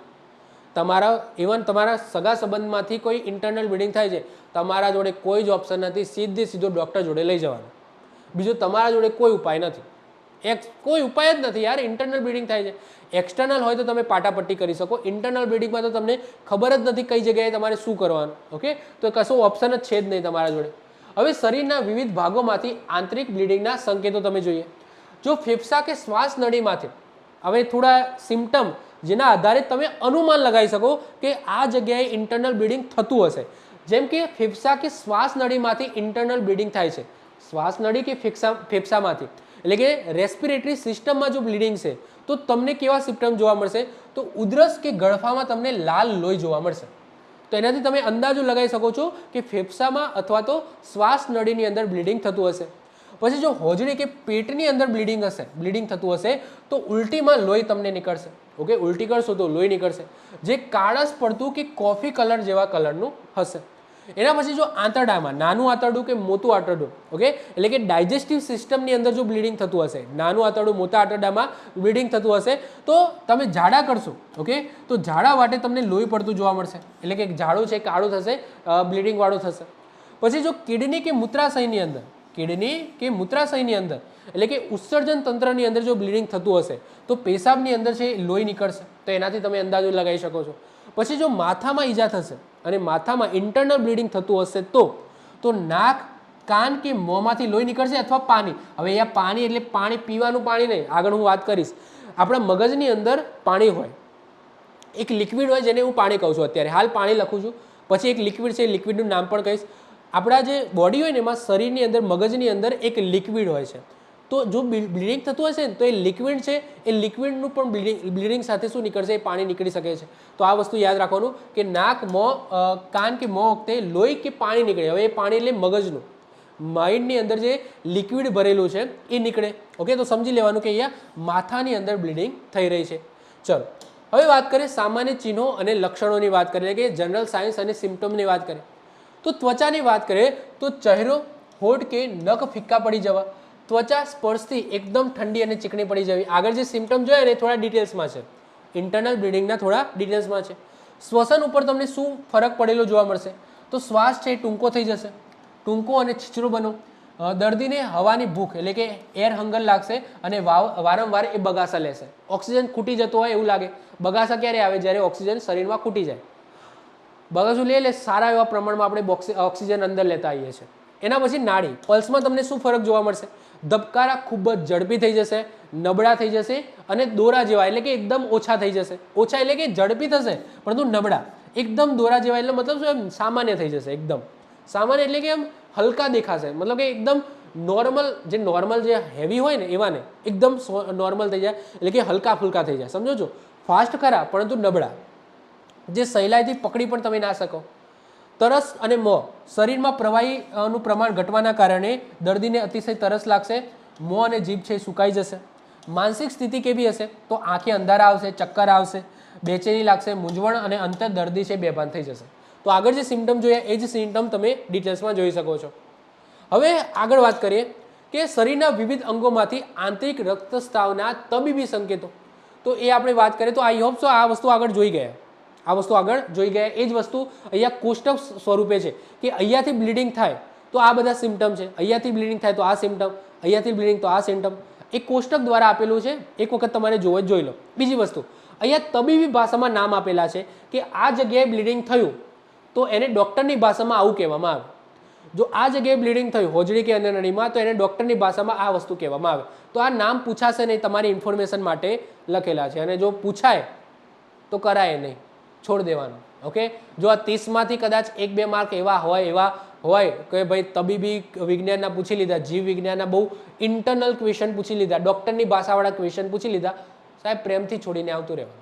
ઓકે, આમાં તમે આટલું કરો ને ત્યાં સુધી બીજું ઘણું બધું થઈ જાય, ગોખાય નહીં. ઓકે, તો આ તબીબી ભાષામાં છે, હજુ સુધી પૂછાય નથી, હજુ સુધી GSRTC એવા પૂછાયા નથી, તો હું લાયો છું ખરા પણ તમારે કરવાના નથી તબીબી ભાષાના. ક્લિયર છે? ઓકે, જરૂર નથી. તો આ એ જ વસ્તુ છે. હવે જો હમણાં હું કહેતો હતો ને પ્રવાહી, કે જો મગજ કે ખોપડીની અંદર જો રક્તસ્રાવ હોય તો એક પ્રવાહી નીકળશે. એ પ્રવાહીને શું કહેવામાં આવે છે? CSF કહેવામાં આવે. શું કહેવામાં આવે? CSF કહેવામાં આવે. સાહેબ એ પ્રવાહી છે ને એ ફ્લુઇડ છે. ફ્લુઇડ જે માઇન્ડની અંદર મગજની અંદર રહેલું હોય છે ફ્લુઇડ, એ નીકળે તો એને શું કહેવામાં આવે છે? સેરેબ્રોસ્પાઇનલ કહેવામાં આવે. સેરેબ્રોસ્પાઇનલ ફ્લુઇડ કહેવામાં આવે છે. તો આ ખાલી યાદ રાખી લો, બીજું કશું યાદ નથી રાખવું, આટલું યાદ રાખી લો કે જો મગજની અંદર બ્લીડિંગ થાય છે તો એક પ્રવાહી નીકળશે જેને CSF કહેવામાં આવે છે. તો એનું પૂરું નામ શું? અથવા તો જે ફ્લુઇડ નીકળે છે, પાણી નીકળે છે, એ નીચેનામાંથી કયું, એનાથી એને શું કહેવામાં આવે? તો CSF કહેવામાં આવે. તો સેરેબ્રોસ્પાઇનલ ફ્લુઇડ કહેવામાં આવે છે. ક્લિયર છે? ટેકનિકલ શબ્દ છે, ખાલી આટલું યાદ રાખી લો. ઓકે, ચલો વધીએ આગળ. હવે વાત કરીએ આંતરિક રક્તસ્રાવમાં પ્રાથમિક સારવાર. ઇન્ટરનલ બ્લીડિંગ થાય છે તો તમે શું કરી શકો? મેં ફરીથી કીધું, તમે તમારા બહુ ઓછી વસ્તુ તમે કરી શકો. ઇન્ટરનલ બ્લીડિંગમાં તમે કશું કરી શકો નહીં નોર્મલી. જો તો પણ અહીંયા લખેલું છે કે શું કરવું શું ના કરવું. સંપૂર્ણ આરામ. પહેલાં તો દર્દીનું કોઈ પણ પ્રકારનું હલનચલન તાત્કાલિક બંધ કરાવો. ભાઈ એને કહેવાનું ભાઈ તું હલે નહીં વધારે, અને એને આરામદાયક સ્થિતિની અંદર સુવડાવી દેવાનો પહેલાં તો. ઓકે, ઇન્ટરનલ બ્લીડિંગમાં તમને ખબર જ નહીં પડે. એના પગ ઊંચા કરી દેવાના.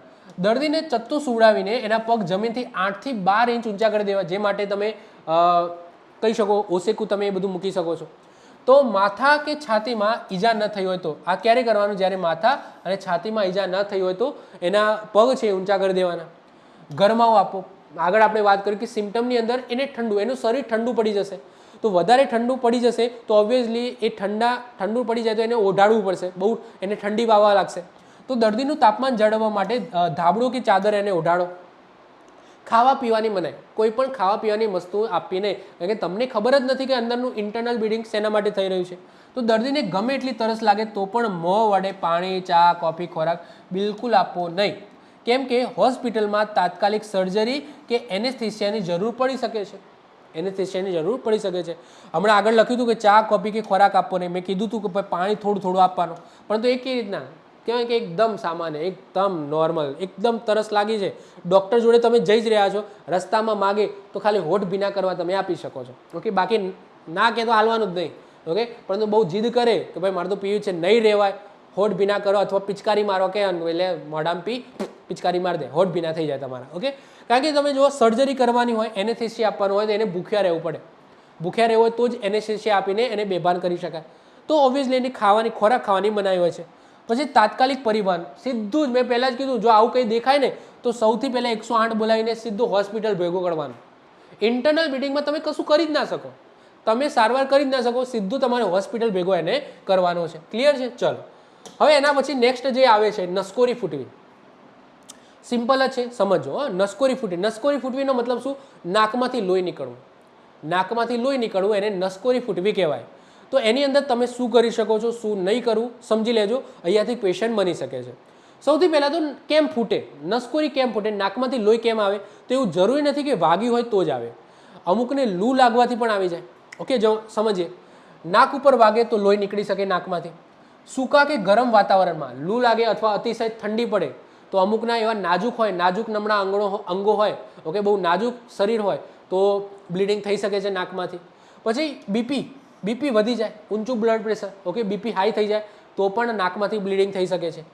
નાક ખોતરવાની, કોકને ખોતરવાની ટેવ હોય, નાકને આમાં ખોતરતું હોય તો એનાથી પણ બ્લીડિંગ થઈ શકે છે. શરદીની લીધે ઇન્ફેક્શન થાય, કારણ કે શરદી થાય એટલે અંદર તમે જોશો કે ઘસારો થાય, કારણ કે શરદી થાય ને એટલે આપણે શું કરતા હોય, વાળે ઘરે નાક ખંચેરતા હોય, વાળે ઘરે નાક ખંચેરતા હોય, એ ખંચેરવાના લીધે અંદર છોલાઈ જાય, અને છોલાઈ જાય એના કારણે પણ બ્લીડિંગ થઈ શકે છે. તો નાકની અંદર છે નાજુક કેશવાની હોય અને ફાટી જાય તો બ્લીડિંગ થઈ શકે છે. તો આ બધા કારણોથી નસકોરી છે ફૂટી જાય, એટલે કે નાકની અંદરથી બ્લીડિંગ તમને જોવા મળશે, નાકમાંથી બ્લીડિંગ થાય છે. હવે પ્રાથમિક સારવારમાં સાચી રીત કઈ, શું કરવું શું ના કરવું. પહેલી જ વસ્તુ યાદ રાખજો કે આગળની તરફ મોં ઢળતું કરવું, આ ખાસ યાદ રાખવાનું. જ્યારે પણ યાદ રાખજો નસકોરી ફૂટે છે તો એનું મોં હંમેશા આગળની તરફ રાખવાનું, ક્યારે પણ આમ ના કરવું. એમ નહીં કરવાનું કે ભાઈ નાકમાંથી લોહી નીકળે છે તો આમ કરું તો લોહી ના નીકળે, એવું ભૂલથી એ કરતા નહીં. ગળામાંથી નીકળશે એ લોહી, ગળા વાટે મોંમાંથી નીકળશે. સમજો છો? એ બધું મોઢામાં કે ગળામાં જતું રહેશે લોહી, તો ક્યારે પણ લોહી નીકળતો નીકળતો. નસકોરીમાં એટલું બધું લોહી ના નીકળે. નસકોરીમાં એટલું ભાઈ ફુવારો વાગવાનો નથી, એકદમ એટલું નોર્મલ લોહી નીકળશે અને જે નીકળશે એ કાઢવી દેવાનું. ટૂંકમાં માથું આમ રાખવાનું. આ પહેલો નિયમ, આ યાદ રાખજો, એક્ઝામમાં ક્વેશ્ચન પૂછાઈ શકે. તો પહેલા દર્દીને શાંત પાડીને ખુરશી ઉપર બેસાડો સાહેબ. એનું માથું સહેજ આગળની તરફ યાદ રાખજો ધરતું રાખવાનું, ફોરવર્ડ પોઝિશનની અંદર. ઓકે, ચેતવણી, માથું ક્યારેય પણ પાછળ નમાવવું નહીં, નહીતર લોહી ગળા વાટે હોજડી કે શ્વાસ નળીની અંદર જશે, તમને ઉલટી પણ થઈ શકે છે, ગૂંગળામણ પણ થઈ શકે છે. તો યાદ રાખજો, આ ક્યારેય પણ કરવું નહીં આવું. ગળા, છાતી કે કમર ઉપર ચુસ્ત કપડાં તમારે ઢીલા કરી દેવા, એટલે કે કપડાં તમારે થોડા લૂઝ કરી દેવાના. નાક દબાવીને, યાદ રાખજો, નાક દબાવીને દર્દીને મોં વાટે શ્વાસ લેવાનું કહેવાનું. બ્લીડિંગ થતું હોય, મગજ માથું આમ કરવાનું, નાક દબાવી રાખવાનું આમ. ઓકે, અને આ રીતના ડૉક્ટર જોડે જવાનું. આ રીતના ડૉક્ટર જોડે જવાનું. ઓકે, તો એ રીતના તમે જઈ શકો છો. ચલો, છઠ્ઠા નંબરે જોઈએ કે નાકના નીચેના નરમ ભાગને અંગૂઠા કે પહેલી આંગળી વડે સતત 10 મિનિટ સુધી મજબૂત રીતના દબાવી રાખવાનો. ઓકે, આ રીતના દબાવી રાખવાનો. કપાળ, ગળાની પાછળ કે નાકના ટેરવા ઉપર બરફની પોટલી અથવા ઠંડા પાણીની પટ્ટી તમે મૂકી શકો છો. ઓકે, કઈ કઈ જગ્યાએ? કપાળ, ગળાની પાછળ અને નાકના ટેરવા. આ નાકના ટેરવા ઉપર તમે બરફની પોટલી અથવા ઠંડા પાણીની પટ્ટી મૂકી શકો છો, જેથી રક્ત પરિભ્રમણ છે એ ઘટી શકે, લોહી વધારે નીકળે નહીં. ઓકે, રક્તવાહિનીઓ સંકોચાઈને લોટ અટકી જાય. લોહી બંધ થયા પછી દર્દીને ઓછામાં ઓછા 2 થી 3 મિનિટ નાકને ન ખંખેરવા, ન ફૂંકવા, આંગળી નાખવાની મનાઈ. બંધ થઈ ગયું છે તો 2 થી 3 કલાક સુધી કશું સાહેબ કરવાનું નહીં. જો લોહી વધુ પડતું વહેતું હોય, બંધ ના થાય તો નસકોરામાં સ્વચ્છ રૂનું પીમળું હળવેથી મૂકીને તબીબી મદદ લઈ લેવાય, એટલે કે ડૉક્ટર જોડે જતું રહેવાનું. ઓકે, નસકોરામાં એટલે કે નાકમાં રૂ ભરાઈ દેવાનું, વધારે જો રૂ છે એ વહેતું હોય તો, અને ડૉક્ટર જોડે જતું રહેવાનું. ડૉક્ટર પછી તમારો ઇલાજ થશે. તો ટૂંકમાં નસકોરી ફૂટશે તો આ વસ્તુ યાદ રાખવાની છે. એક જ વસ્તુ યાદ રાખો કે નસકોરી ફૂટે ને, નાકમાંથી લોહી નીકળે ને, તો આગળની તરફ છે મોં તમારું ઢળતું રાખવાનું. આ ખાસ યાદ રાખી લો, ક્વેશ્ચન અહીંયાથી પૂછવાની શક્યતા વધારે. ક્લિયર? ચલો, ઓકે, ચલો. એના પછી વાત કરીએ મૂઢમાર. ચલો, મૂઢમારનો મતલબ શું થાય? બેઠો માર. મૂઢમારનો મતલબ શું થાય? બેઠો માર. ચકામું પડી જાય. હવે કોઈક વખત શું થાય, સમજી લો કે હથોડી વાગી જાય. મારો હાથ પડ્યો છે. ઓકે, હાથ પડ્યો છે, આના ઉપર જોરથી ભૂલથી હથોડી વાગી જાય, હથોડી વાગી ગઈ. અથવા તો બેસ્ટ ઉદાહરણ આપું કે તમારો હાથ બારણામાં આવી ગયો, બારણું એકદમ જોરથી બંધ કરતા હતા અને વચ્ચે તમારો હાથ આવી ગયો. તો આવા કન્ડિશનની અંદર તમને બહારથી તમે જોશો ને તો ઘા ના વાગે, તમારી ચામડી ના ફાટે, પરંતુ અંદરથી કેશવાહિનીઓ ફાટી જાય. અંદરથી તમારી કેશવાહિનીઓ ફાટી જાય. તમે જુઓ અહીંયા, તમે ઉપર ચામડી ફાટશે ને, પરંતુ અંદરથી જુઓ તો કેશવાહિની ફાટી જાય, ધમની ફાટી જાય, કોઈક વખત ધમની પણ ફાટી જઈ શકે છે. તો આની અંદર શું થશે કે જે લોહી છે એ બહાર નહીં નીકળે, લોહી બહાર નહીં નીકળે, અંદર આ રીતના ગંઠાઈ જશે. શું થશે? લોહી તમારું આ રીતના અંદર ગંઠાઈ જશે. તો ઉપરથી તમને આવું દેખાશે, ઉપરથી તમને આવું દેખાશે કે ભાઈ ચકામું પડી જવું. આને શું કહેવાય? ચકામું પડી જવું. શું કહેવાય? ચકામું પડી જવું. ઉપરથી તમને દેખાશે કે લોહી છે એ લોહી આ રીતના દેખાશે તમને. તો આવા ટાઈમે સૌથી શું કરવું? મેં પહેલાં જ કીધું છું કે જ્યારે પણ મૂઢમાર હોય, ઇવન નવો ઘા હોય, નવું જખમ હોય, તો સૌથી પહેલું કામ બરફ. સૌથી પહેલું કામ શું? બરફ. તો શરૂઆતમાં તમારે બરફ જ લગાવવાનો છે. બરફ લગાવશો ને તો શું થશે? અહીંયા જે રક્ત પરિભ્રમણ છે, ઓકે, એ ઓછું થઈ જશે, એકદમ ઓછું થઈ જશે, કારણ કે સંકોચાઈ જશે. શું થશે? બ્લીડિંગ છે એ થશે જ નહીં, ઓછું થઈ જશે એકદમ. તો સૌથી પહેલાં જે 48 કલાક, 2 દિવસમાં તમારે શું કરવાનું છે? ઠંડો બરફ લગાવવાનો છે, અથવા તો ઠંડા પાણીમાં ડબોળેલા કહેવાય પોતા તમે મૂકો, એ જ બધું કરવાનું છે. તો સૌથી પહેલાં આ કરવાનું. અને એના પછી એક વખત તમને ખબર પડી ગઈ કે હવે આ વધતું નથી, આ ચકામું વધતું નથી, બ્લીડિંગ અહીંયા બંધ થઈ ગયું છે, તો હવે તમારે શું કરવાનું છે કે હવે તમારું આ જે ચકામું છે ને, આ ચકામાની અંદર છે તો લોહી, ખરાબ લોહી જ છે ને, દબાઈ ગયેલું લોહી છે. તો હવે એને ફરીથી પાછું લોહીની અંદર ભેળવીને ટૂંકમાં અહીંયા મટાડવાનું છે. તો એના પછી તમારે 48 કલાક પછી તમારે શું કરવાનું છે? ગરમ વસ્તુનો યુઝ કરવાનો છે. એના ઉપર ગરમ પાણી જારી શકો છો, અથવા તો ગરમ પાણીની અંદર ડૂબોળેલો જે કપડું હોય, ઓકે, એ લઈને તમે એના ઉપર શું કરી શકો છો?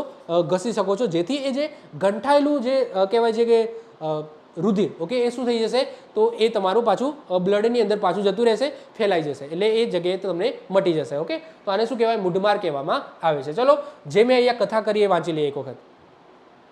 તો લાકડી, પથ્થર, મુક્કો વાગવાથી ચામડી ફાટતી નથી, પરંતુ ત્વચાની નીચે રહેલી સૂક્ષ્મ કેશવાનીઓ તૂટી જાય છે.